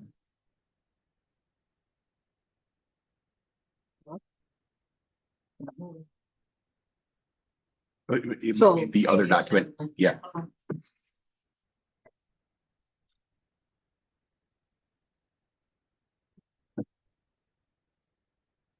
The gym space. I'll keep going on that while we pull photos. We are fully painted out everywhere we can, except for the exterior walls on the east and south side, right? Where we have yet to build those, but on the north and west, those are built and painted. We just took delivery of all of our gym equipment this week. We have 2 hoops set already on now with the basketball hoops on them, so that's pretty cool to see. Our lights are in, our ductwork is in, our fire protection, all the fire alarm devices are in, so we are in a really good shape there. From a finish standpoint, it's the conditioning part of the room. So here in this picture here, you can see that is the second floor would be the yoga self-defense room. The class is in. On the bottom there, that is the weight room. So you can see some of the frames that set the top part of that. Underneath the yellow, that is the mechanical room. So we have a curtain wall system that goes there. We're starting to set those frames as well. If you look tomorrow outside, you'll see that first frame is set. We're going to keep moving forward with that. Going to go into the next picture for me. Here's down in the basement. So the picture on your left, that is the dance studio or the green room dressing rehearsal room. So that's part of where you do your costume and makeup and that. So those rooms have their mirrors in. You don't have a picture of that. We have all of our outlets trimmed out. We are ready to start installing that countertop and installing the wood flooring or the carpet tile in there. The other picture on the right hand side is down the main corridor. At the very end of that, on the right side, is your equipment storage room for both athletics, boys and girls. Want to go to the next slide. Here's that art mural wall on the left, and then on the opposite side of that, just a further picture back, is the same art mural. So that wall is what I was saying earlier, ready for electric to be installed, ready to be framed out for those new TVs and burn out for the future art installation. Go ahead next. More pictures of the second floor on the left. Here's a picture on the right. That's a picture of the second floor looking down at the art mural. So that would be your stairwell access going down to the first floor. Again, ductwork is in. We started doing all of our drywall soffits and ceilings. You kind of see there on the edge. We are ready to rock and roll in that area once we get it cleaned up out of space. Go ahead, go to the next. The gym. So there's a picture on the left of the gym. So what you don't see in this picture are all the light fixtures that are installed now. They're all on and operating, and the 2 basketball hoops have been we have all the basketball hoops here now. We have the divider curtain being installed later today. It's being put up. And we are working towards getting the wall pads put in next. So this space is going to trail because it needs the exterior walls and that glass. In order to have that in, that allows us to turn on the air conditioning. We need the air conditioning at a certain temperature in the room to push out the humidity. So that when we bring the wood flooring in, it doesn't warp. Bring it in early, it's just wasted dollars, right? So we need to get the space into a conditioned area. So the east side is going to accelerate. The south side is going to be picking up here soon when we get that slab poured around the pool area. We anticipate that slab being poured in the middle of May. So the next year wall start going up. We're working with our trades right now to resequence work so we can speed up bringing the wood flooring contractor in sooner. Those units, the rooftop units that control the humidity in that space are self-packaged. So we don't need to bring any more water supply to it or anything. Basically turn the power on to them and let them start cooling down the space. It's like a window unit, how it operates. The picture on your right is the mechanical room. So those you see in the red are giant storage tanks for the geothermal pumps are next to it. We have our branch lines already connected. If you keep going, there's a couple of other photos of that mechanical room space. Go to the next photo, please. One more, please. Yep, there you go. So you can kind of see the geothermal. So that picture on the left behind the stairs, that is your geothermal pipe all the way from the football field into the mechanical room. So that's up and around, already feeding down the corridor to our pumps. We are wrapping up that geothermal main, which then the branch piping is going to be finishing up here in a couple of weeks. The picture on the right-hand side, that is one of the air handlers. It's one of three in that mechanical room. That has all the VFDs to it, that has all the power, rough to it, wiring, pool, piping, branch piping, all to it, ready to go. We're working through controls next. So once the geothermal loop is completed at the pumps, the chillers and that, basically be at a really good point for startup. Targeting equipment startup here near the end of May. I don't think there's any other photos after this actually. Oh, there is. Picture on your left, that's the dance studio as it is today. So you can see the walls are all done, ceilings are done. It's got that nice pocket door that separates the room into two. And we're starting to work on all of our fire protection and sprinkler pipe. And the picture on your right is your level 3 boiler room. That room is getting enclosed as we speak. That's our update. Thanks, and before we get into questions, I do know that some of the students did a tour, so I'm curious, our student delegates, who all did tours? Okay, I would love to just hear your impressions and hear your thoughts about it. I'm sorry, come up to the mic if you don't mind. We were like blown away, but like from the outside, it looks like there's a lot more work, but inside it's like, it's a lot more is done. It's kind of. It's really I would say that it just was really cool to see from like, not concept to finalize, but I know a few months back, we just were talking with Dr. Johnson about like some of like the progress and then being able to go there and seeing like, that's exactly like what's happening. Like, this is the gym, like here's like a sketch of the gym and now here's like the real gym. Able to really just see how everyone's gonna be able to use the new facilities next year. Yeah, walking into spaces and being like, yeah, that's definitely the gym, or yeah, that's definitely the gym was really very exciting. It actually looks like what it is, right? That's great. Excellent. I'd like to add too, if just as an added value of why having our student delegates is so important. It was a little longer than it has been, but it doesn't seem like that long ago. We sat down and showed a presentation of what all this could be. And that's where we first got the feedback that we don't need all the lockers that we think we need. And that actually is something that, you know, the more we research, the research says, no, that's true. And was something we were able to then modify within the project. So, you know, tremendous value in the input that they provided as well. Absolutely, really appreciate it. And I want to do the usual, it's 9 o'clock, so if you need to go, you don't feel bad about leaving. I know we're getting shortly to AP exams for some of you, so.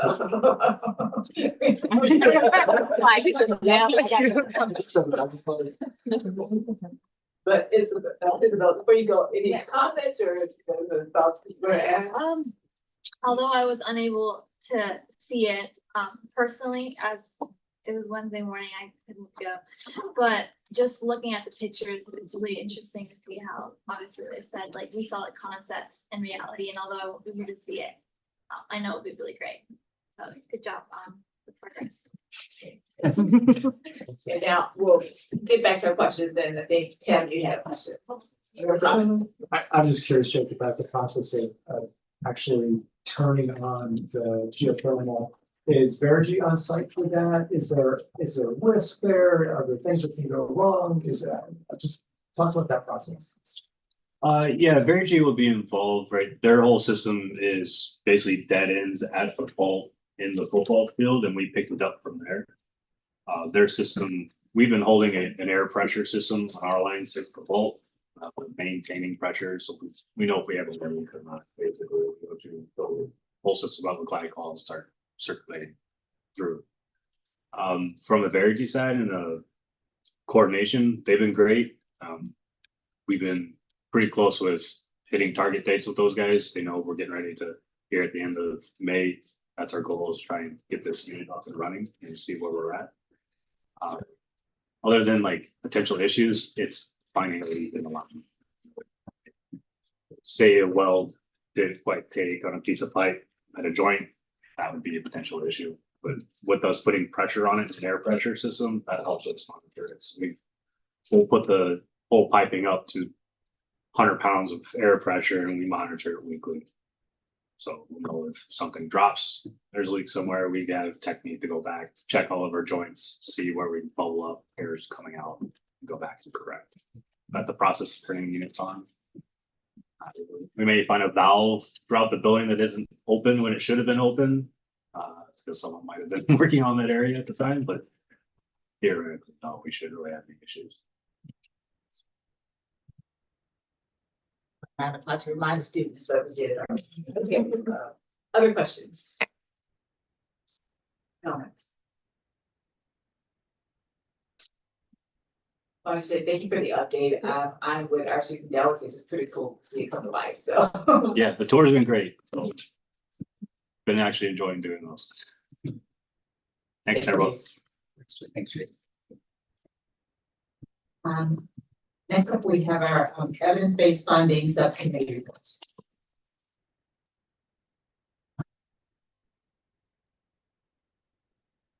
While we get set, I'll just do a brief introduction to this and let our board members from CFC chime in. But we, as we have said, was our goal at the beginning of this year was to utilize the minds on our CFC to really take a look at our EBF resource allocation in a deeper dive than we have in the past, which is interesting because we're really, I'd say, one of the districts that has attempted to utilize this tool prior to it becoming a mandated reporting tool that it will be in the future.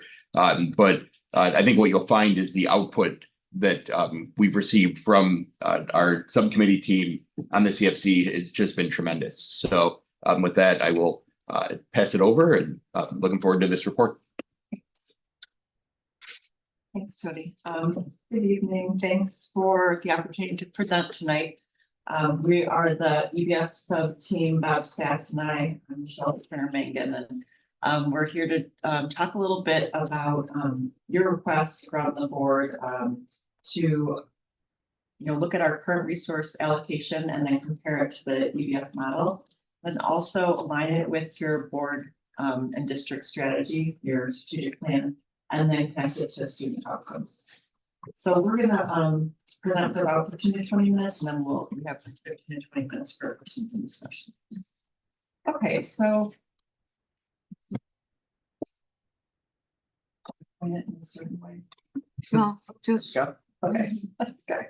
So tonight we're gonna talk about our approach, key findings, outcomes and insights, and then finally our recommendations and next steps for board consideration. Okay, so our work began with the committee's charge and the broader financial planning work already underway this year. This review builds on a year of work around long-range projections, levy strategy, audit review, charter revision, and financial sustainability. So Greg Kolar is our chair. He couldn't be here tonight, but that's what we've been working on so far this year. And then this specific charge for the EBF review, that falls under charge 2. So I just wanted to make sure that we're, in our lane and really focused on what we've been asked to do. So the EBF model analysis, we essentially had 3 main purposes to begin with. One is to evaluate the alignment between current resources and then the Illinois EBF model. And then look to see, are there places where there could be resource reallocation or even some possible cost reductions. Then 2, assess whether our current resource allocation aligns with the board and district strategic plans, and 3, connect it importantly to the spending patterns to your student outcomes. And then undergirding all that is number 4, which is hopefully to influence future decisions for spending, so that you would be shifting to a use of district informed benchmarks as well as focusing on effectiveness of spending. Okay, so a little bit about the research-based model itself. It has 34 cost factors. And it's really research based, so that means that each element has either behind it a randomized control trial or professional judgment panel, more practitioner based things. But in any case, overall, it's really aligned with the comprehensive school reform model. And again, it has been implemented over 20 years, throughout the country. So when we talk about these elements, that's where it's coming from.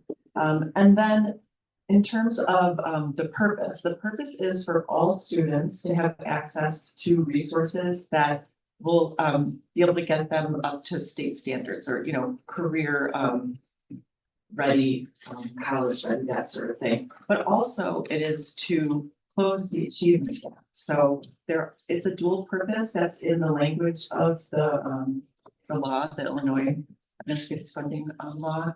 And then we wanted to really make sure that we do highlight what is not included. So that is capital, transportation, food service, low incidence special education, and then early childhood. So we sort of estimated that it includes about 70% of your operating funds. So just to have that in mind of all the talking. And then finally, for the research space, I'd love for us to keep in mind these two high impact strategies. When we're looking at like this, the plethora of research nutrition and the high impact strategies are professional development, with classroom instructional coaches. So that's one, that's where you're embedded professional development during the day.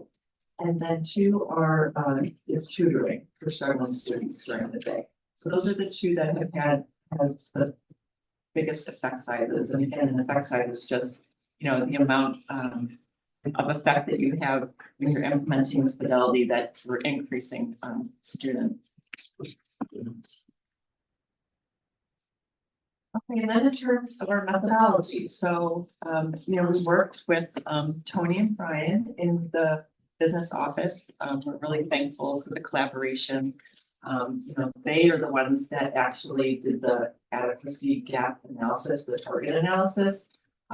We collaborated on looking at, where different staffing belongs in terms of categorization. But so we started with the business offices analysis, and then, in it, it's obviously our students, right? So about 3,300 students, about 420 FTE staff, and then about 72.3 million expenditures. So just to keep in mind, that's what we're talking about in terms of the analysis. And then what we did was just look at the difference between what we're doing now and the model, and then acknowledging what I already specified, which is what isn't in the model, but also just to sort of highlight this for you, which is that we do believe that there's an undercounting of low income students within state inputs. So when we're looking at this, like how does it work for us? We just want to keep that in mind, that there may be more students who are struggling or need resources that the model identifies. Okay, so at the highest level, our findings were clear. So District 200 is significantly above evidence-based funding adequacy. So we are at 117% in terms of staffing, and we're at 137% of adequacy in terms of expenditures. So that's about 60 FTE difference and $19.4 million in difference. So what does that indicate? It indicates a strong resource base. And so the question is not, is D200 underfunded? They're not. The question is whether our resources are structured in a way that most likely improves student outcomes.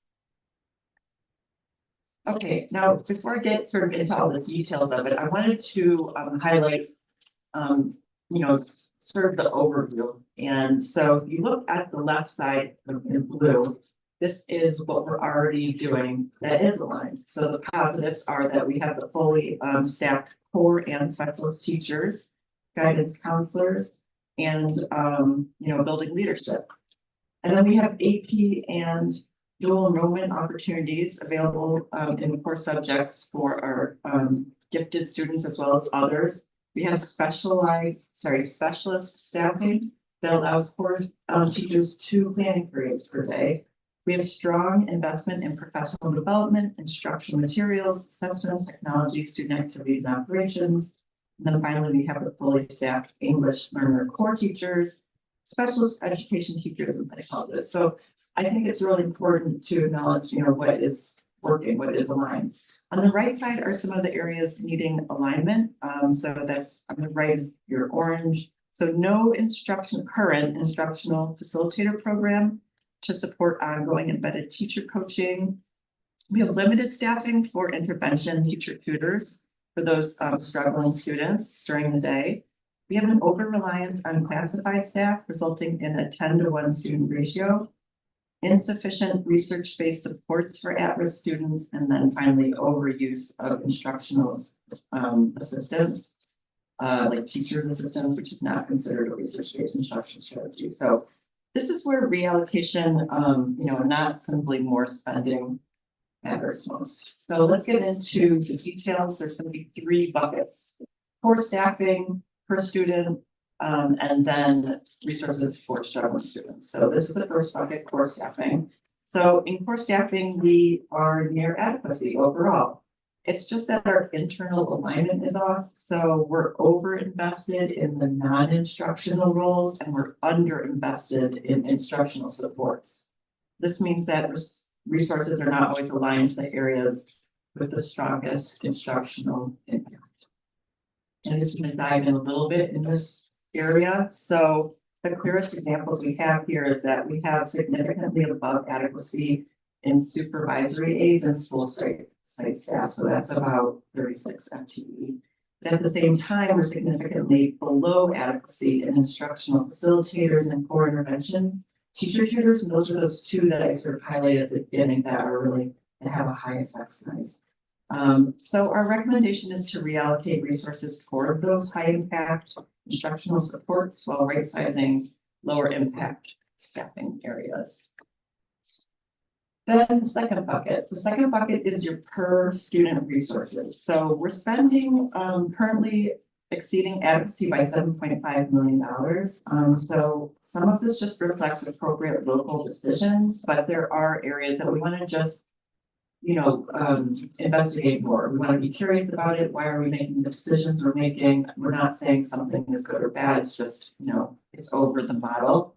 And then this last bucket, which is resources for struggling students. And overall investment is high, but the structure is not optimal. So we're heavily investing in pupil support, special education staffing, while we're under investing in direct interventions like tutoring, extended day, and summer school. So this matters because these are the areas most directly connected to closing opportunity gaps. Okay, so the next question is why these findings matter for board governance. So this board directly supports priority 1 racial equity. So when we see underinvestment in intervention teachers and supports for struggling students, that is not just a staffing issue. So it's an equity issue. Financial decisions become racial equity decisions when resource allocation determines which students receive the strongest instructional support. This also aligns with your priority 2, is transformative education. So if our strongest achievement gaps are in math, literacy, and support for English learners, then our strongest investments should be in the instructional strategies proven to improve these outcomes. So the EVF model helps connect spending decisions directly to student growth.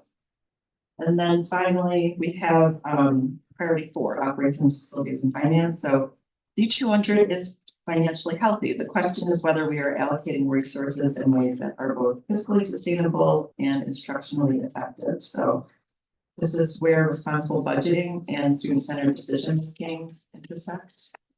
And then now we get to the part where we're connecting it to student learning. And I do hope that this is something that we can get to.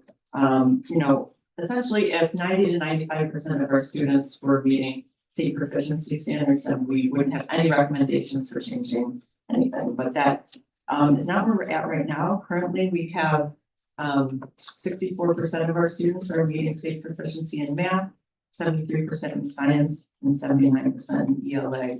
And then in terms of post-secondary, we're at 28% of our graduates needing math remediation in community college. So, you know, we see finally here in the goal, you can see, you know, we just want to highlight this, you know, significant achievement in proficiency is just persistent for both by income and by race. And this just tells us that resource allocation must continue to evolve.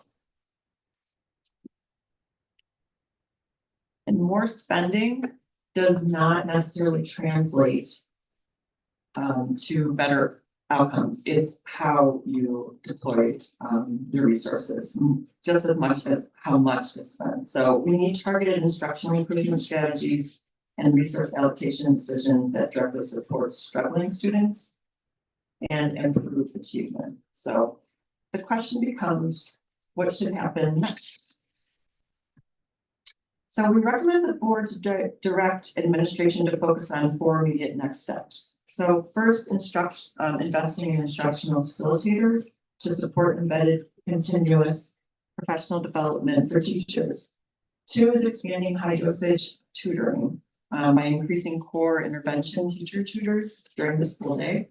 3 is strengthening supports for at-risk students through comprehensive support system with aligned staffing and resources. And then 4th is your 3 to 5 year EBF implementation plan tailored to District 200 student needs and fiscal realities. So the goal is equitable access, stronger student outcomes, and college and career readiness for the student. So our recommendation is not to chase a formula, it's to use a research-based framework to better align resources with student success.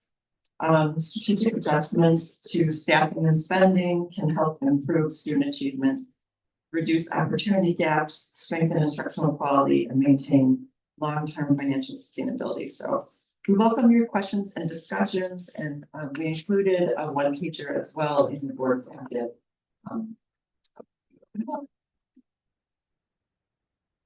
Questions? Before we go to questions, I should ask for our board members who are on Finance Council, Kathleen Graham, anything to add? Really, I know you have a nice way of framing this, so I think you should kick it off. I may not live up to that. But I'll just say, you know, if you think about over the past year, you've heard me talk about my strong interest in a bit of a revamp of the CFC to strengthen its mandate. We did that through the revision of its charge or its charter. And then give it the opportunity to really leverage the incredible expertise that's on that committee. And in addition to the normal review of our budget materials through that cycle, they're usually previewing anything that we eventually see here. Based on this unique combination of expertise and the relevancy of the EDF that we're using as a frame of reference, and of course our true north, which is our strategic plan and things we want to accomplish, such as addressing opportunity gaps and making sure that Honors for All works for everybody.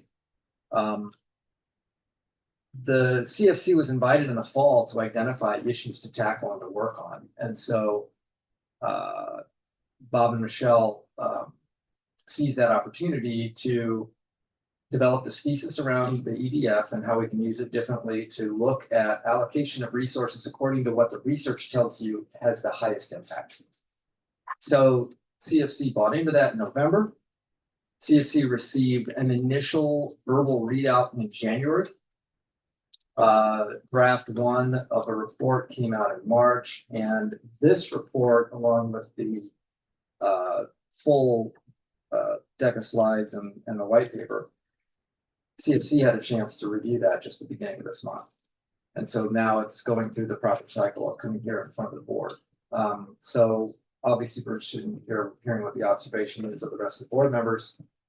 2 final notes. Michelle Mangan here is actually the co-chair of the CFC. And I've heard board members say occasionally, boy, I wish CFC would come and talk to us. And so well, here's your opportunity. So you can dig into the EDF topic, or if there's anything else you want to hear about directly from CFC leadership, they're here for you. And then lastly, I've been heavily invested in this, tracking it, reviewing it as it's worked through our process. And what I'll be looking forward to next as board member is administrative action responsive to some of these core ideas. And I don't think that's a huge left turn for the district. I think there's a lot of synergies where these things come together. You look at these 4 recommendations provided on slide 22. 2 of the 4 items are already in the works. One is the revamp of instructional facilitators. The other is the strengthening of supports for at-risk students through alignment of staffing and resources for comprehensive support. We already know those things are already underway. Kind of an open and what's next question is going to be around tutoring. And then ultimately coming out of this, you'll hit recommendation number 4, which is a real leveraging of how we look at EDF according to where we are and where we want to go. So I don't know if that was a good synopsis, but that's my take on it. Yes, excellent synopsis. Open it up for questions, discussion. Tim? Sure, I'll go first. Well, thank you both. And beyond just this report, which is really interesting, thank you for lending your expertise to CFC. It's really been tremendous this past year to watch CFC function, and I appreciate you picking up the ball and running with it, and really going beyond. So it's been fantastic and meaningful for students. I understand that you are like the state's leading expert on EDF along with Ralph Martiri. So I particularly am grateful for your insights. I guess I have one kind of clarifying question, and then I have a comment. We could look at slide 12. It's the one, yeah, that one. So what would we characterize as supervisory aides, and what are school site staff? Because it looks like you're saying that we have double the number of both of those kinds of employees. So school site staff includes some of your administrative and secretarial positions. And then supervisory aides, a lot of that for OPRF is security. Okay. So supervisory aides is security, school site staff is assistance. A department secretary or administrative assistant. Yes. I thought it was the opposite, but so I'm glad I asked.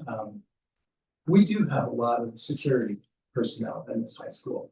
And I think it was 3.5 or 4 years ago, we actually increased security headcount. We had a series of episodes coming out of the pandemic where students were leaving unattended doors. And I think we brought on 4 or 5 additional FTEs at that point.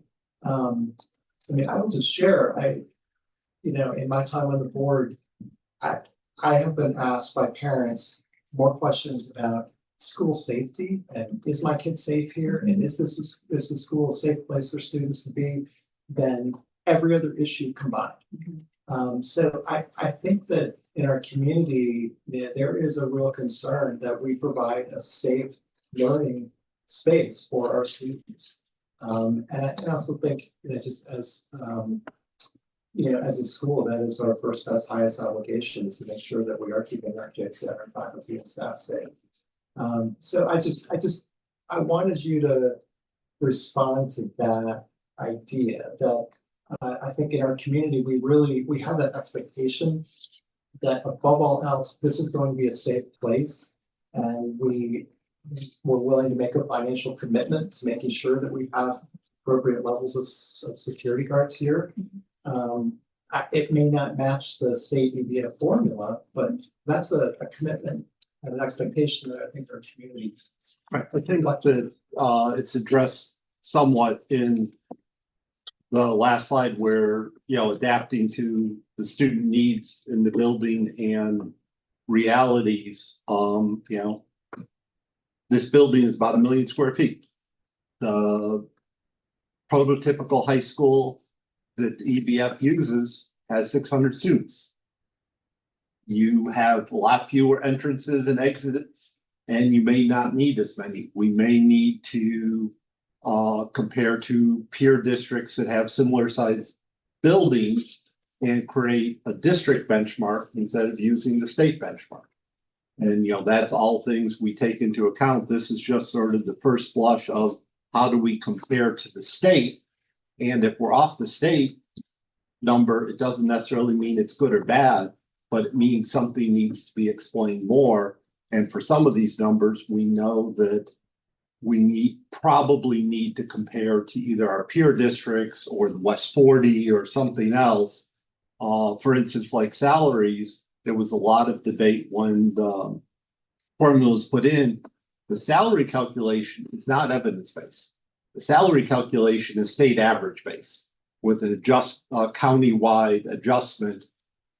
The salaries in Northwest Cook County are different than South Cook County, but there's a single county-wide average. And so there are some things where averages are being used to facilitate dealing with 850 school districts, where if the district is going to use it for trying to decide if they're appropriate or not, may need different comparison. And frankly, even if our peer districts spend less on something like security, if the community says that's where we should be spending money, then that's fine. You just need to be upfront about saying we're choosing to spend 10% more, whatever the number is, on security because of X, Y, and Z, community demand, whatever, and be willing to justify it.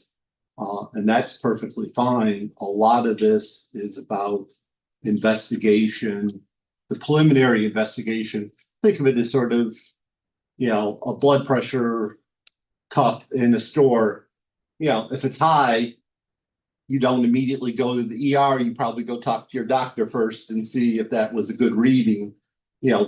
These are very first blush comparisons against, and what we need direction from the board and the administration are which of these numbers do we want to dig further into their calculations and understand them. One that came up was substitutes. It turns out if you do the crude calculation, we're way above on subs, but it turns out that the number from the state for subs doesn't include unpaid leaves, teachers leaving early, all sorts of things. So of course the number is going to be higher because you're comparing apples to oranges. And so, we need some direction from the board and administration as to which of these differences are a priority to investigate further. I appreciate that. That's a great answer. And it really feeds into the comment that I wanted to make. And that is, my sort of very rudimentary layman's understanding of EBF is that, intelligent, well-meaning people can apply the EBF framework differently. You can look at job categories and data and resource allocations, and you can apply the framework, and different people can apply it differently and can lead to different conclusions. And so I really appreciate this report and this effort. I am characterizing this to myself as a provocative beginning of a conversation. And I think, and to your point, Bob, this is the sort of the first salvo. And to me, the next piece of the conversation, I would expect to really now come from the administration. I would love to see either in writing or a presentation or in some fashion, I think the next part of the conversation is, I would love to understand the administration's response to this. The administration sort of, your take on this application of the EBF formula, where you agree, where you would disagree, where some of the choices that we've made historically have caused us to differ from the formula. And then be candid about, what the action items are, that you would support, where you see the overlap in this, salvo. So again, I really appreciate your work on this. This is a great beginning, and a conversation that it's gonna, take place over time, but I appreciate you getting us off to such a great start. Yeah, I'll just add that, I have done school finance research in, Arkansas, Washington, Wyoming, Wisconsin, Illinois, right? So, and I worked for 10 years to bring the EBF model to Illinois. So the rumors are true. I just wanted to like specifically respond to your question, which is that I think if we look at overall spending patterns, right? Then we can even address sort of just like anything in your own house, right? Where you spend your money are your values, even if you don't say it out loud, right?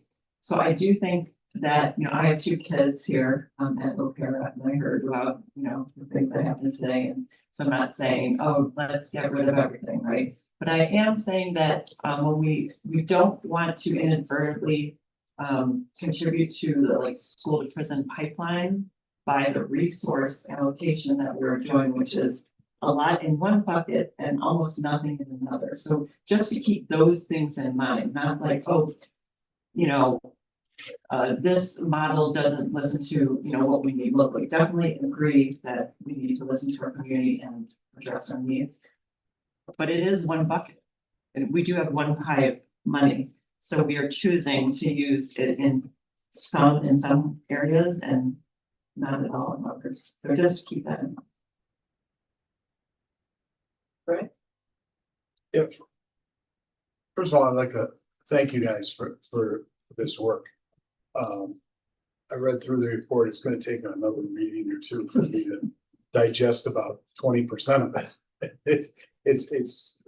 But it's something that we really haven't seen before. And this is work that the kind of work that we haven't really, we got the EBF model, but they had around years ago.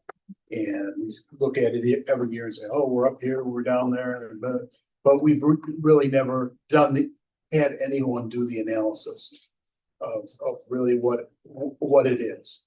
And of course, the skeptic in me always will say, who's to say that the EBF model is valid to begin, right? And I think, Bob, you addressed some in your comments, you addressed some of that. And so I think this is going to be something that's going to live and move over time. But I think that it's giving us some validation in terms of the things that we've been discussing at this table, and of the things that are needed, especially to close the gap that we've been talking about forever.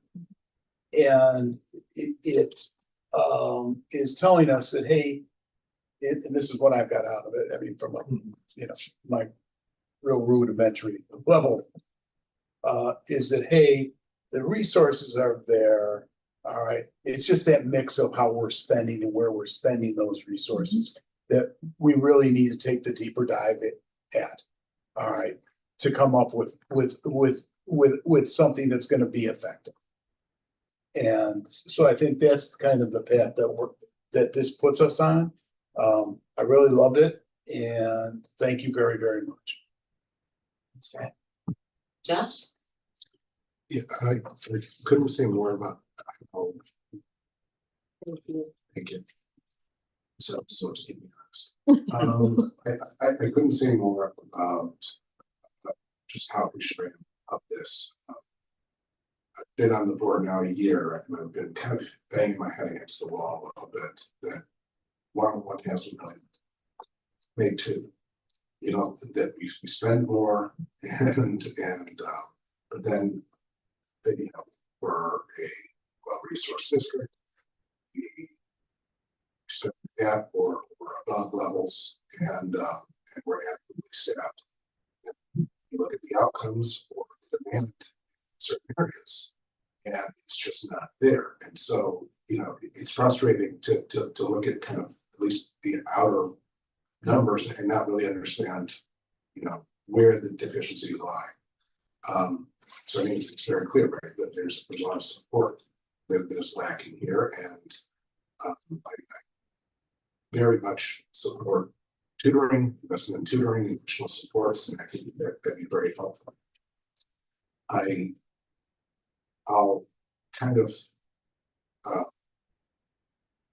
at first blush, yeah, I'm very much in line with Tim. Is I'm not eager to bring down, you know, security spend or investment at this juncture for very similar reasons.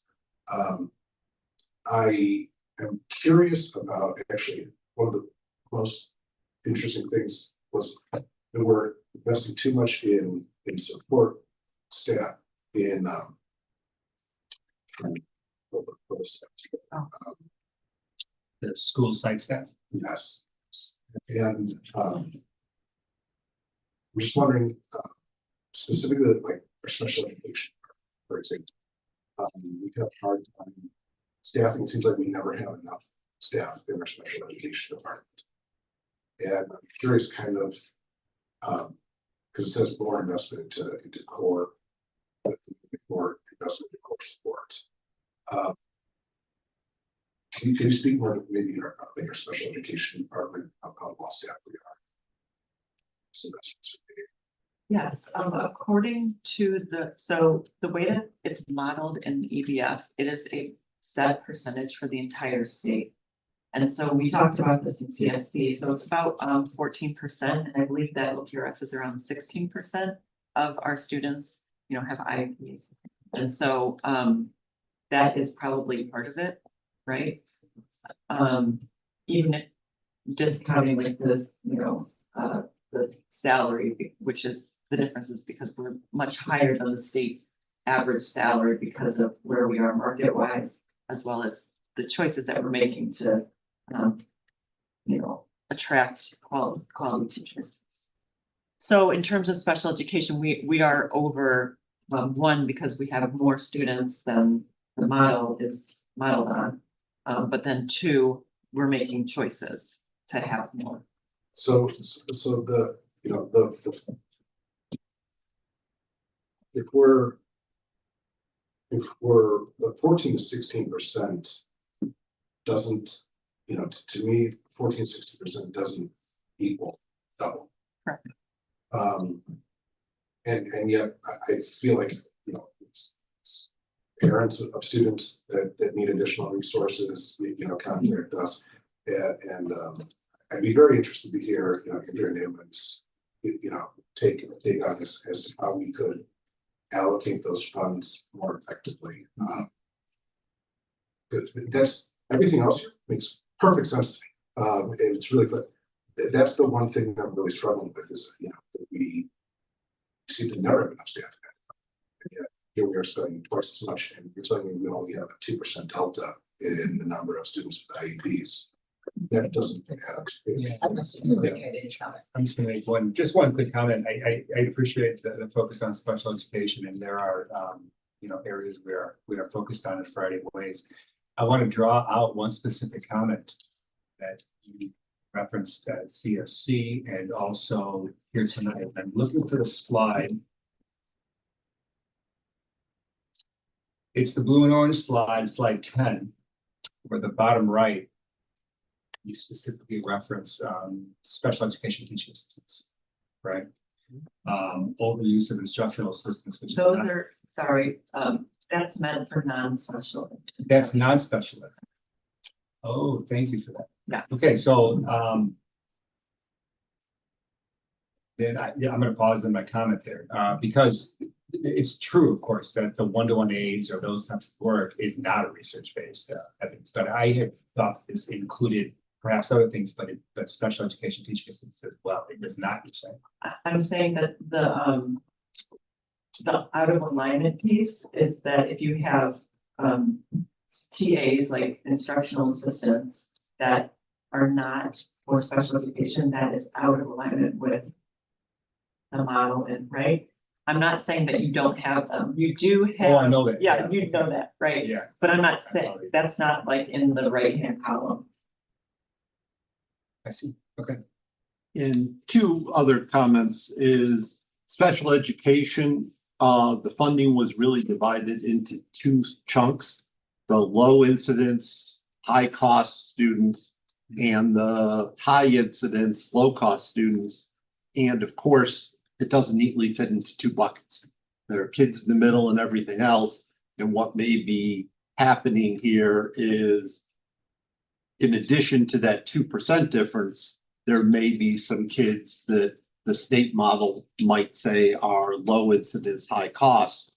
And that, yeah, perhaps need one-to-one aids, because I don't think the EBF counted on one-to-one aids, did it? I can't remember. It's like, the Yeah. part that's outside of the model is more, where you're sending students to outside the district. That's most of that, but they do have different definitions. I mean, it's a little too. So Yeah. the outplacement Yes. situations.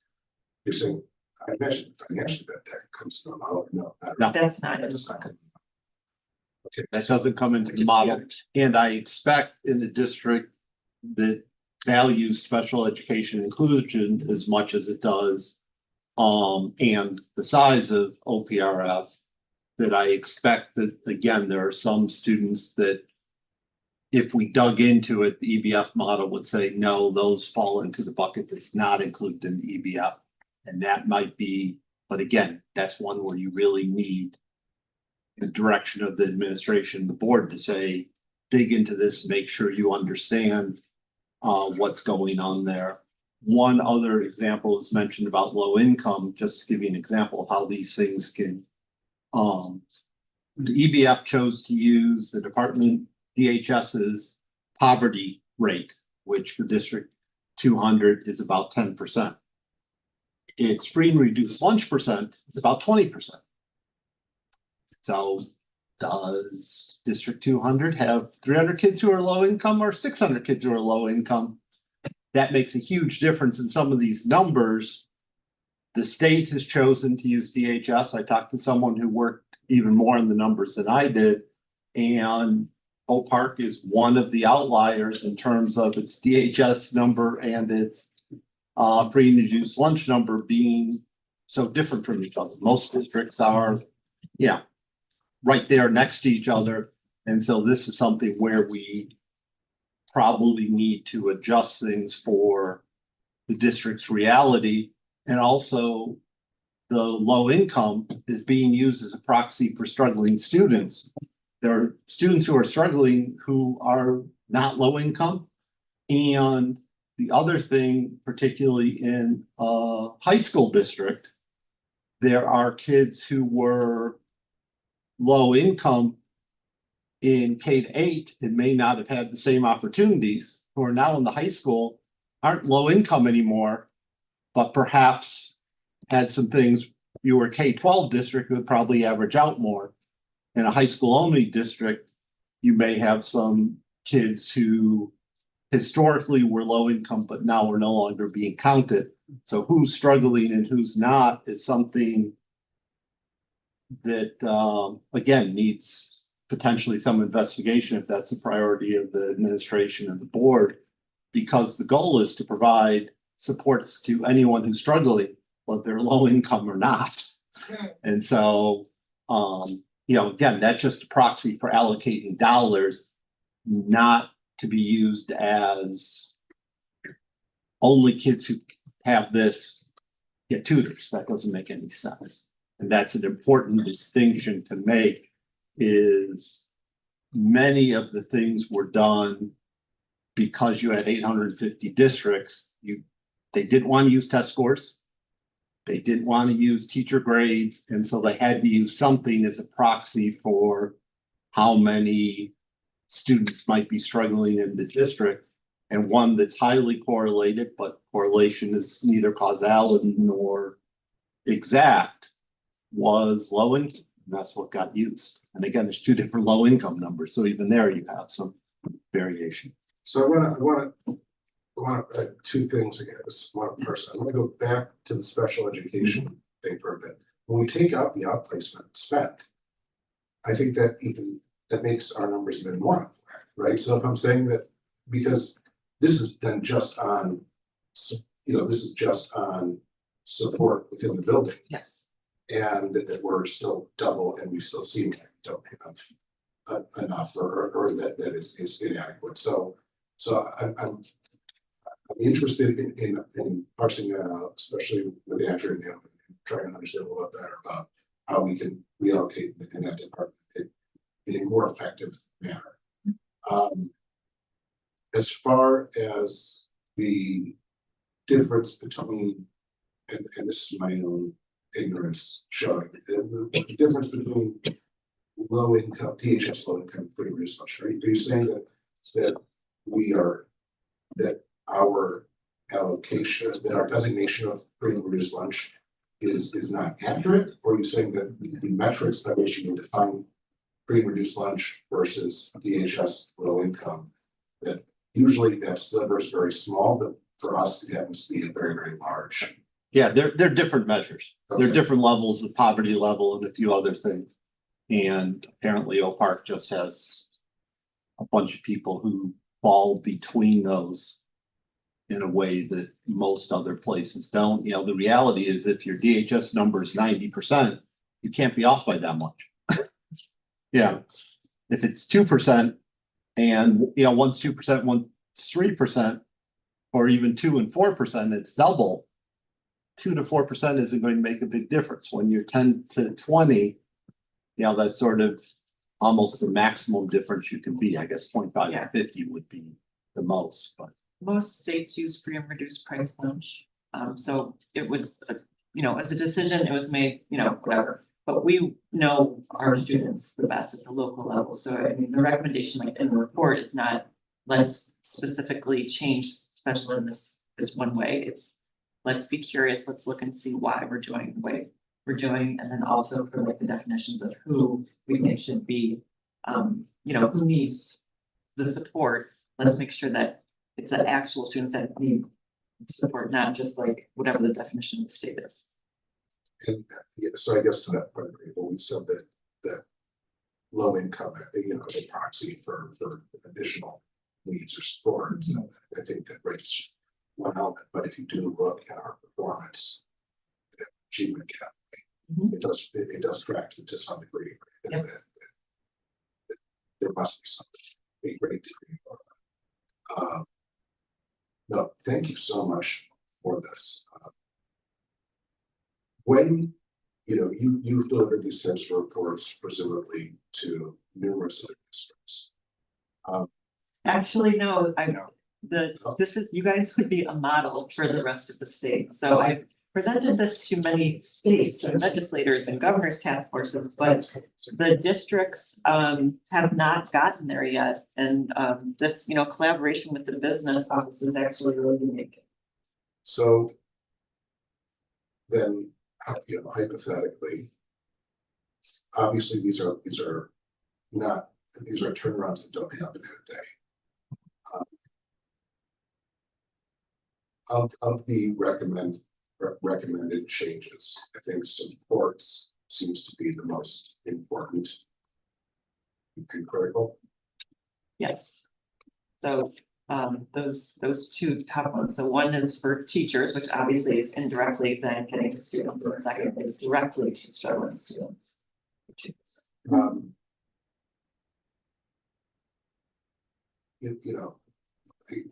How long do you foresee on ramp of kind of bringing on tutoring changes and reallocation? How long do we That's an administration question, a board question, not a CFC question. I'll dodge that one in a second. I understand. So fine, I'll put Dr. Johnson. So we've heard from community members that this is, that we have underserved students, needs support, needs support. So the ask is this right? Can we start getting additional supports for next school year? What does that look like? I think we need to be, so certainly the values and what's identified in this report are important, and they are in line with conversations we are having in districts. But I think we need to be careful from taking this report and saying right here, there's going to immediately be a strategy that comes right out of it. We have to figure out exactly how we are going to, make this work in our district. I want to point out that we've already heard from the number one item of this was invest in instructional facilitators. We've already heard from Dr. Hester about the importance of that. She is also going to be coming back to the district or to the board table at our next meeting, actually, to further discuss kind of the continuation of that conversation in March. And so I want to kind of place the answer to that question in that context. In a sense, so there's yeah, I'll just leave it right there. Okay, thank you. Yeah, of course.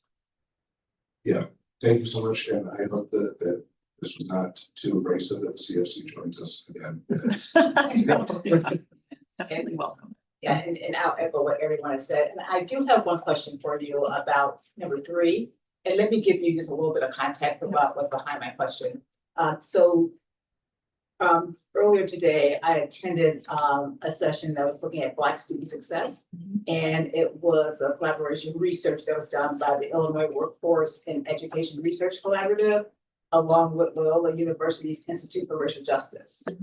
And one of the pieces that got talked about quite a bit was which I've not heard, the framing of the achievement gap as a symptom of the opportunity gap. Yes. And the opportunity gap being about access, being about things like, access, resources, et cetera, but both internal to a school, but also outside the school with respect to the family and the community. So when we talk about supports for at-risk students, what types of things were you thinking about? Because I'm starting to get more and more of a sense of that you can't solve for some of the things that are happening outside the school.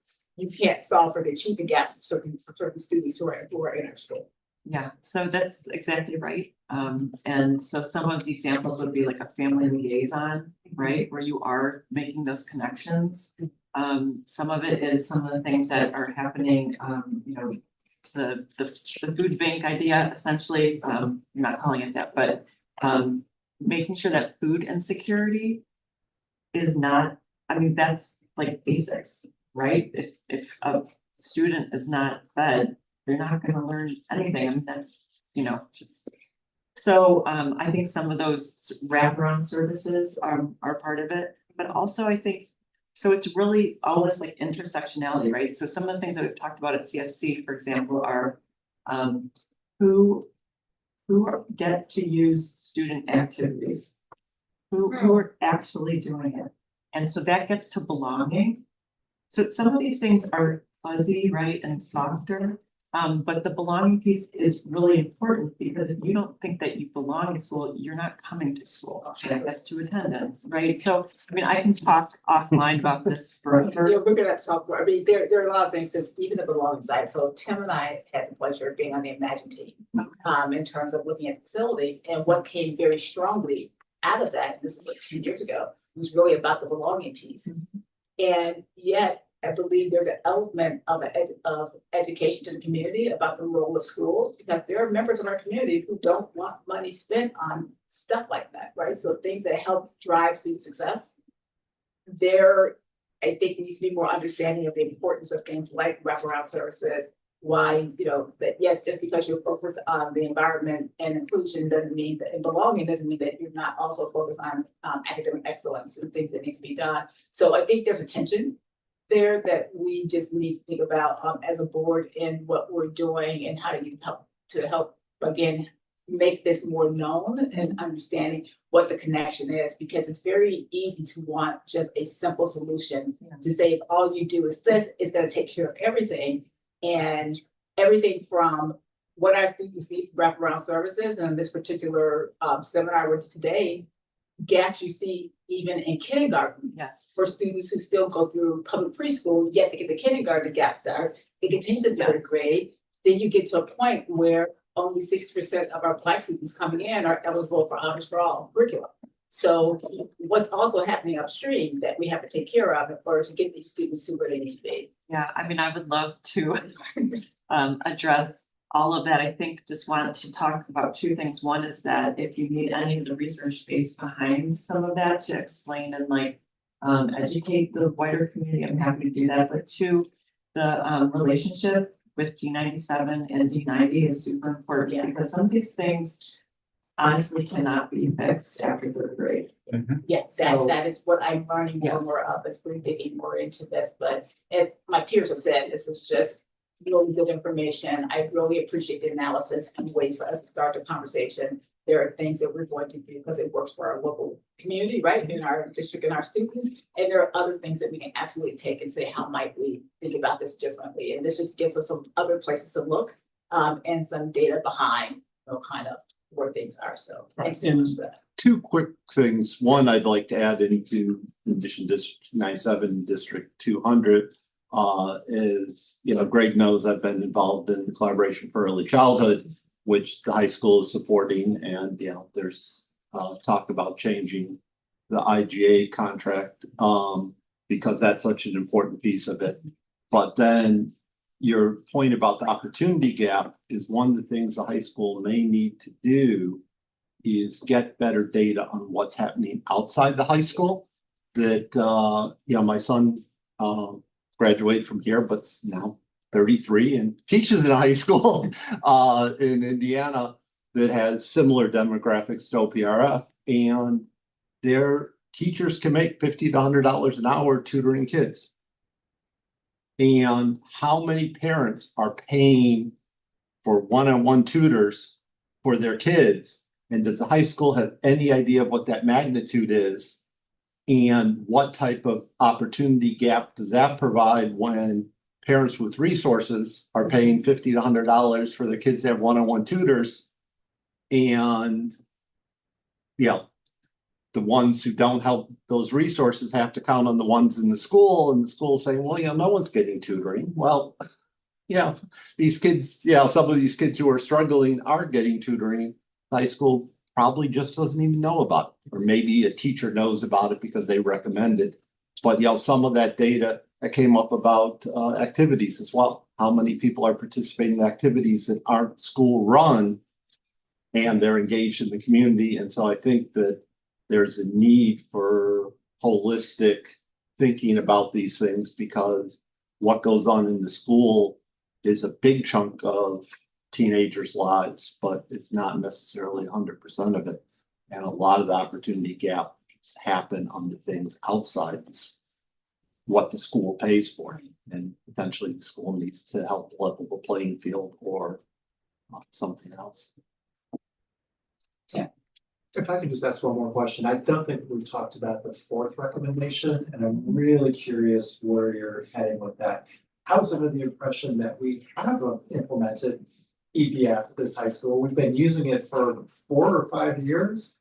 And I think we're one of the only high schools in the state that has implemented it and that consistently uses it in our budget process. This Are is you talking about something completely this different? is going to figuring out when a metric needs to be tailored for peer group versus state. This is changing titles so that supervisory aides is consistent with the terminology the high school uses for transparency to the community. This is, perhaps changing the accounting system so subs can be broken up into multiple categories so you can compare it to something. So making a local version of the state formula that we would know is directly relevant to this high school and this community. More a translation tool than a separate formula, but But in addition, having those ranges, so it's, the board would decide how close do we want to be to adequacy? Because you really are far away in some areas. So yes, you have been filling out the form, but I'm not sure that you've been making decisions based on it.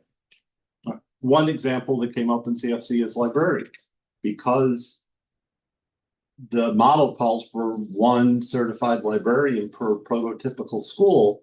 It calls for 5.5 for OPRF. Do you need 5.5 librarians, or are there economies of scale? And so maybe the target for librarians or nurses or something else, that when you multiply by 5.5 to get from the prototypical school to the size of Oak Park, don't make sense. We don't need 5 principals. We don't need 5 assistant. Yeah, you may need to change the role or something else in trying to decide what that target should be for a school of 3,300. Which is, I mean, that really is the budget conversation that we have annually. We look at the state formula, we look at current state, we try to think through the reasoning why we vary, whether it's a higher or lower. But I think what you're suggesting is something more thoughtful, maybe more long-term, that kind of translation of the state formula to local needs, make it research-based, make it really intensely identified with what our community values are, with our historical, And also making it more transparent, and documenting, we chose 200% of this type of staff because of X. Or we're targeting 150, 200% for this, we're choosing 60% to 100% or whatever it is, and documenting why you are varying from it. So that it's transparent to the community, and also so that the work doesn't have to be done year after year.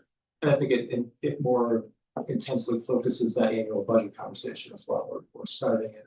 Right, so that you don't have to decide what the targets are every year. You can have the conversation be about, okay, how are we compared to the targets that we've set and are going to leave set the same for, 3, 4, 5 years. So thank you.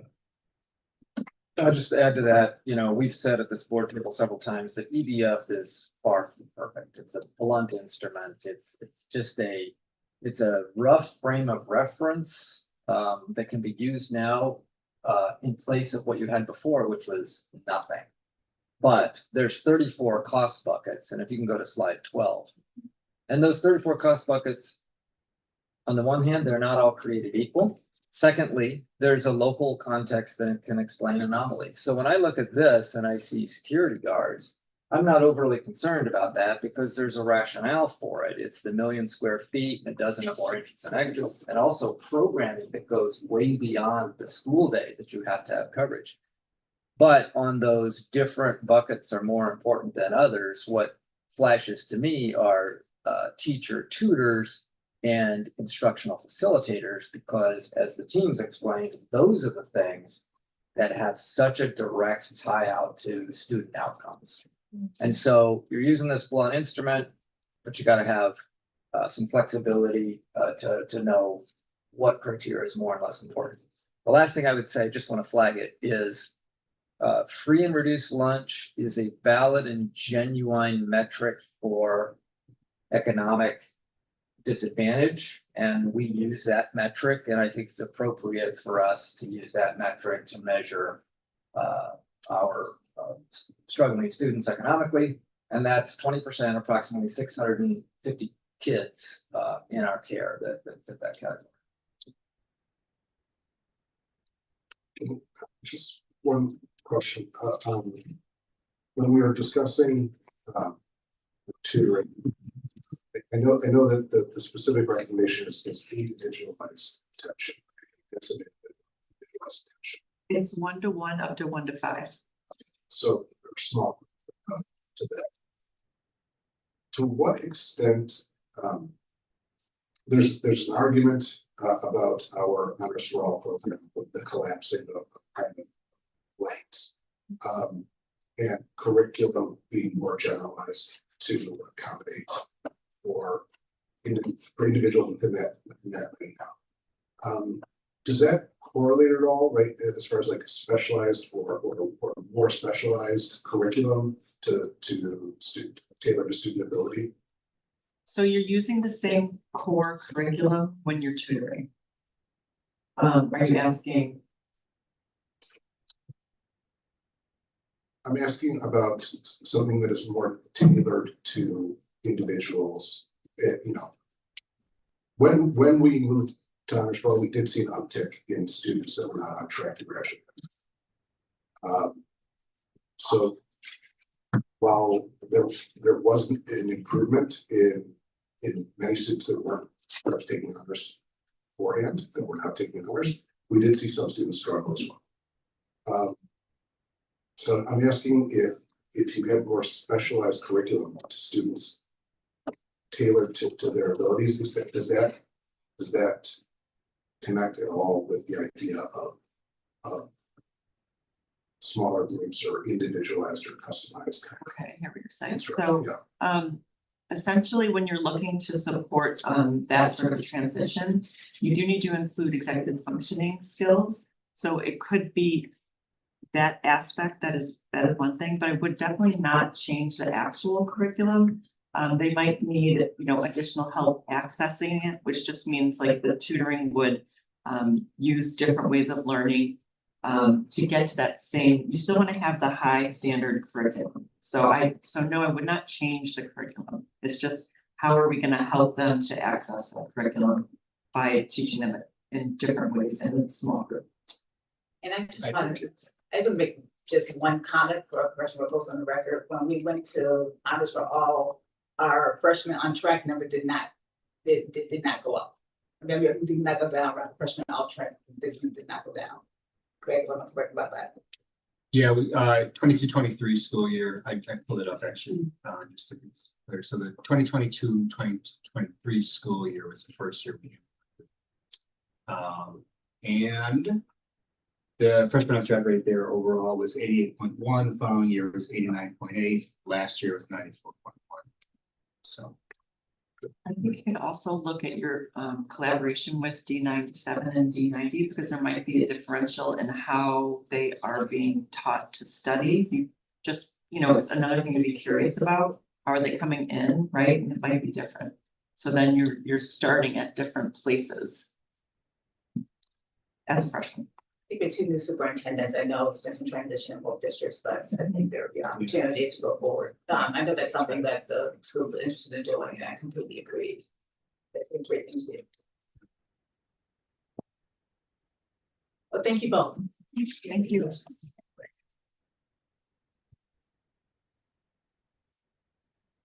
Yes, thank you. Next up, we have board governance. And for board governance, I wanted to quickly go through and just do an update on where we are on our goals. School year is rapidly coming to an end, we'll be evaluating ourselves shortly. And so once just do an update, I know Graham, you sent around something in writing and I sent or printed and I put them electronic.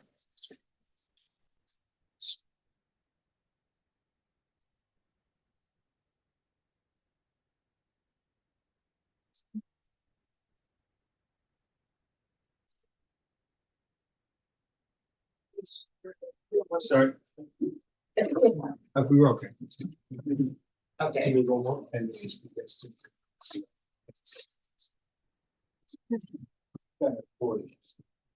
That's fine, just pass it back around. Send it back to me. So what do we do? We struggle with that sometimes. Thank you, Bob. Thank you. Thank you, guys. Thanks.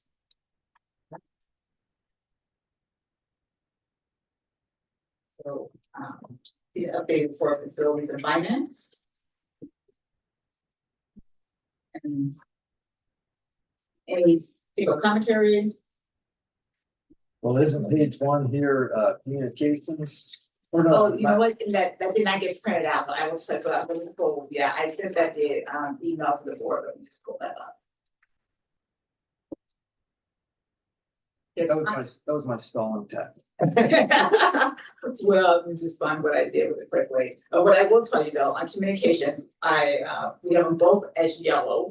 Because there are just some things we have not yet done or we've looked at and found that maybe our ideas aren't quite easy to implement. But let me just quickly find this. So we had an idea about correlating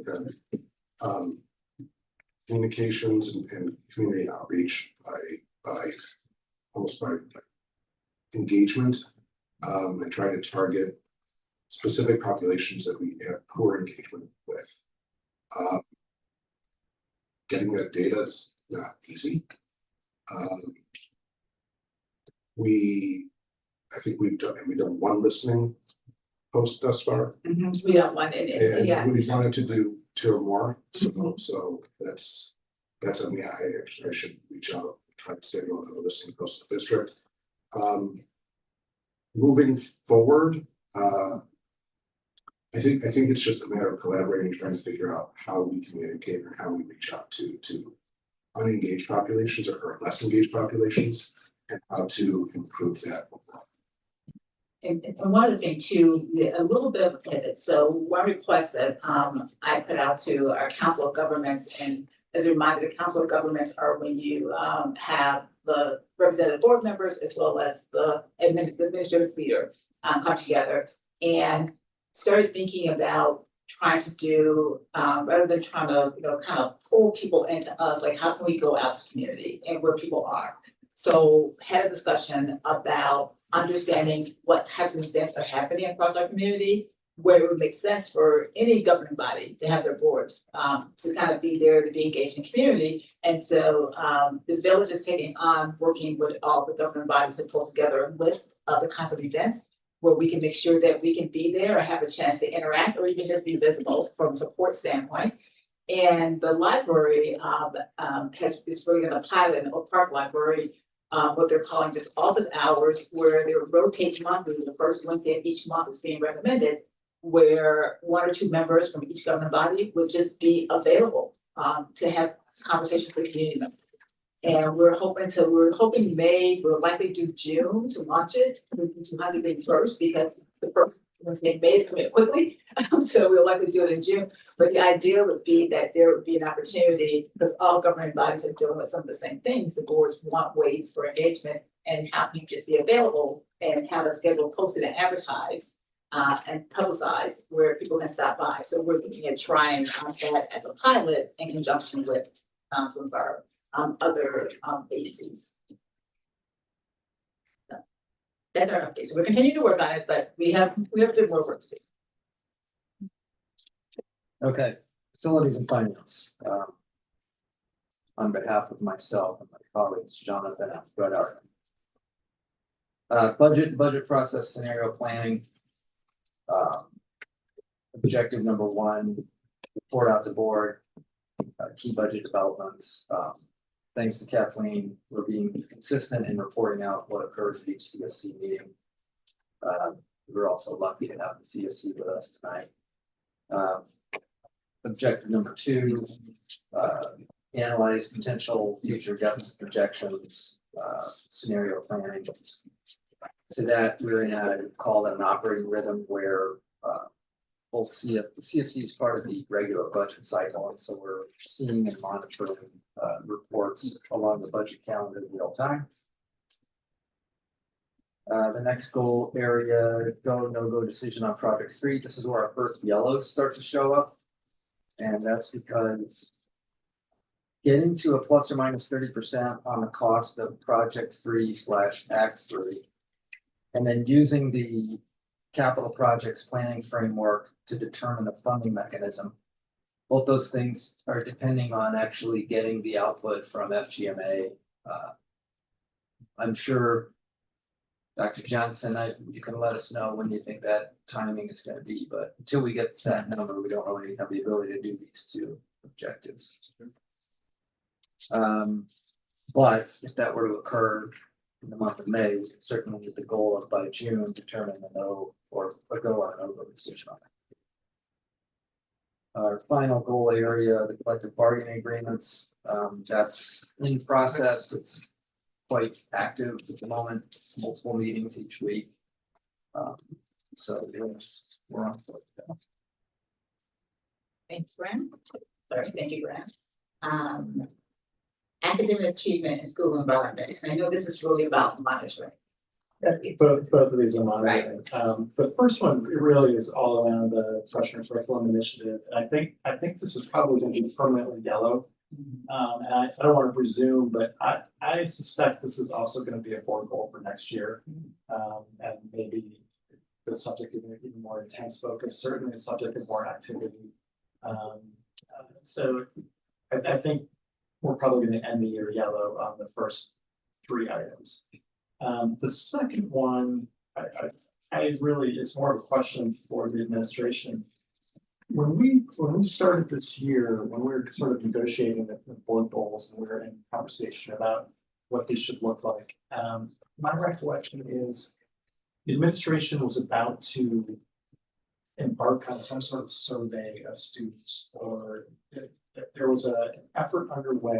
I remember Principal Parker talking about this, where you were going to try to assess how students felt about safety and would try to really define what students meant by feeling unsafe and that sort of thing. And so this is just a monitoring goal based on like that happening and then there being reporting on that. So I don't know if that ever happened. You're referring to panoramic survey, which is something that we have recently done. And we actually broadened that work to include faculty and students as well. So the information on that is that's work in progress.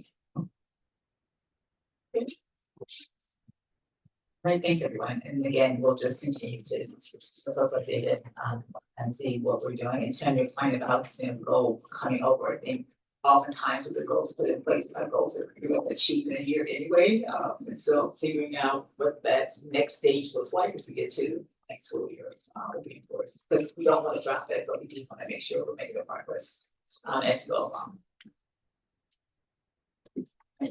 Now, just very quickly, district committee reports. I mentioned COG, Council of Governments, let me quickly talk about iGov. There's a lot of conversation about the recent referendum meeting that was scheduled by the township.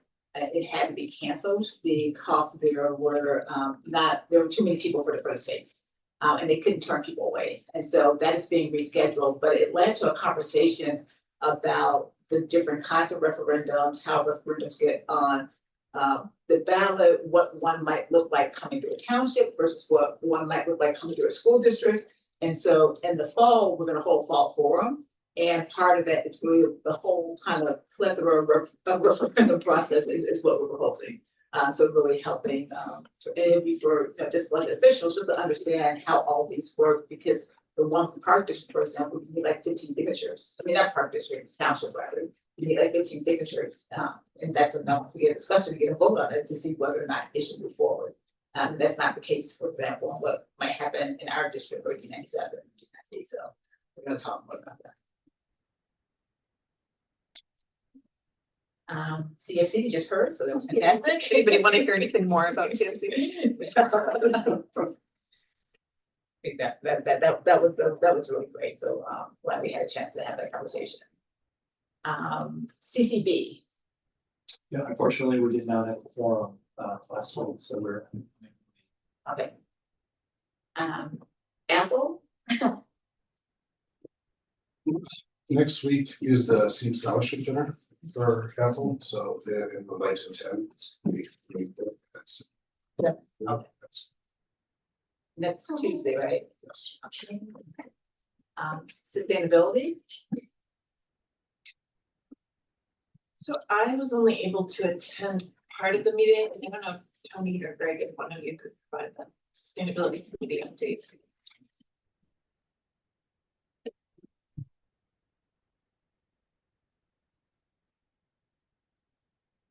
Sure. The sustainability committee met. The big topic, we received a presentation from a company called Data Wrangler. What they do is sub-meter your energy usage. So we'd be able to get real-time reports on different efficiencies of projects or things that we're doing, and then provide real-time data to us so we can better track our emissions goals for 2030. And then we continue to talk about the feasibility of some of the goals on the plan that were written, but then what does that plan look like in the long-term future? Thanks. Facilities?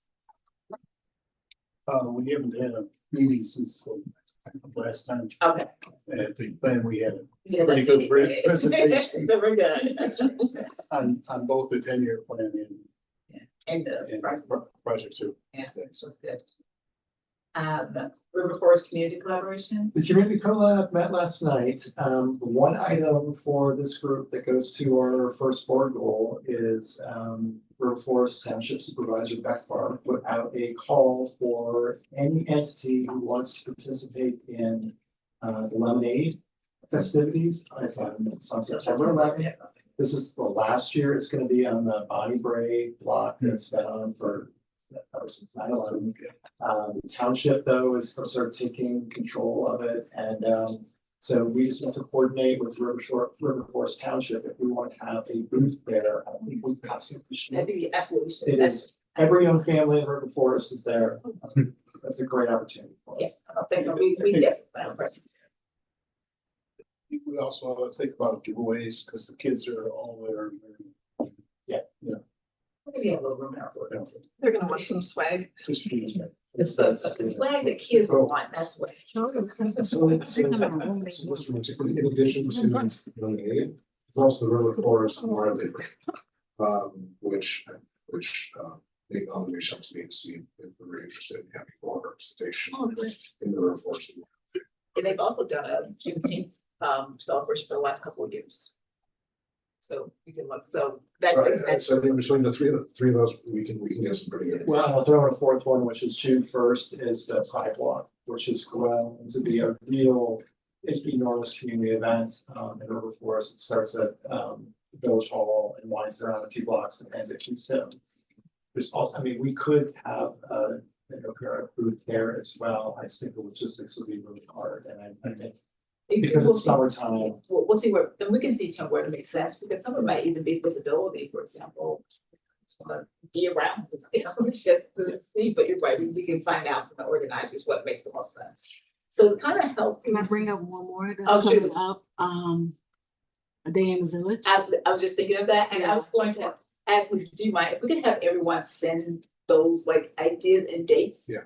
Would you mind just compiling that, like things that we know about, so that we can start then seeing who on the board is available, and also connecting with the organizers to see what we can do, right? So. Thanks, Jim. That, the community council meeting, no, Jonathan's out. We did, Jonathan's out, we met last week and had Dr. Williams continued the conversation that we began the month before about parent engagement. Okay. And what that might look like, and various ideas to kind of reimagine and enhance our efforts in a variety of ways. It was good. A good conversation, and actually we decided the next community council meeting can arrange. It's going to be focused on requested tours of Project 2. So that's a hot ticket. Yeah, we're trying to find dates for this. Start charging. That's really raise money. And Bruce or Josh, anything? Oh, Teresa. Yeah, just giving my cheat sheet. So this is biggest kind of fundraiser for students that develop an account that will fund those trips to Vienna or to New York or wherever. So it is the Mother's Day fundraiser with Good Earth. So there's a shop and share. So with each purchase at Good Earth Greenhouse Cafe, your OPRF student or applause receives a 20% of your pre-tax total to support OPRF performing arts students. So that's from 9 to 5 on Mother's Day weekend, Friday to Sunday, May 8th through 10th. Good advice. Sure, what you want, maybe $5 for later or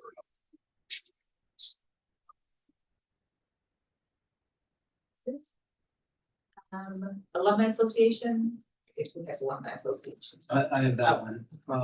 They continue their activities. They don't tap me for anything, but I can forward you their agendas as they come out. Do you have a scholarship foundation? No, we just had our fabulous event last night. Yeah. Yes, just, I wasn't able to be there, but That was. that's the culmination of the year, Yeah, so. nice to see that. And then collab, I was saying. No, we heard a little bit about that tonight. Again, Jonathan isn't here, but the collab is, we are working on a renewed IGA with the early childhood collaboration for two different purposes, but really there's a question of what has been static funding support. They're trying to rework the ratios for contributions from the various entities that contribute to that, to right size them for our current populations, and then figure out ways to ensure that on a year-to-year basis, the contributions are what they should be. So working on various dates, and we'll bring that back to the board, you know. It actually may come to the board for a look in May. And then, are there any future agenda items?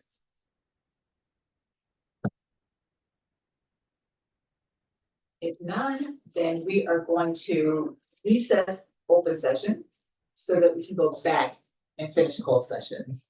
So I'm moved to recess open session. Second. Okay, all in favor? Aye, we will recess open session. Aye.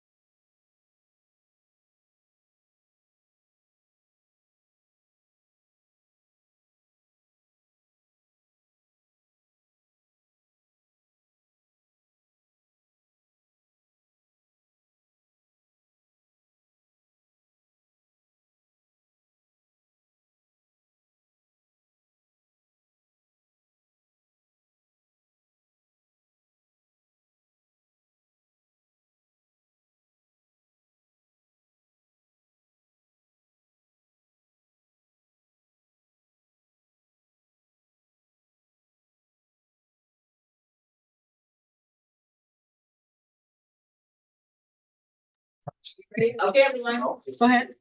Okay, I, Audrey Williams, Lee, move to adjourn at 11:17 PM. May I have a second? Second. All in favor? Aye. Any opposed? All right,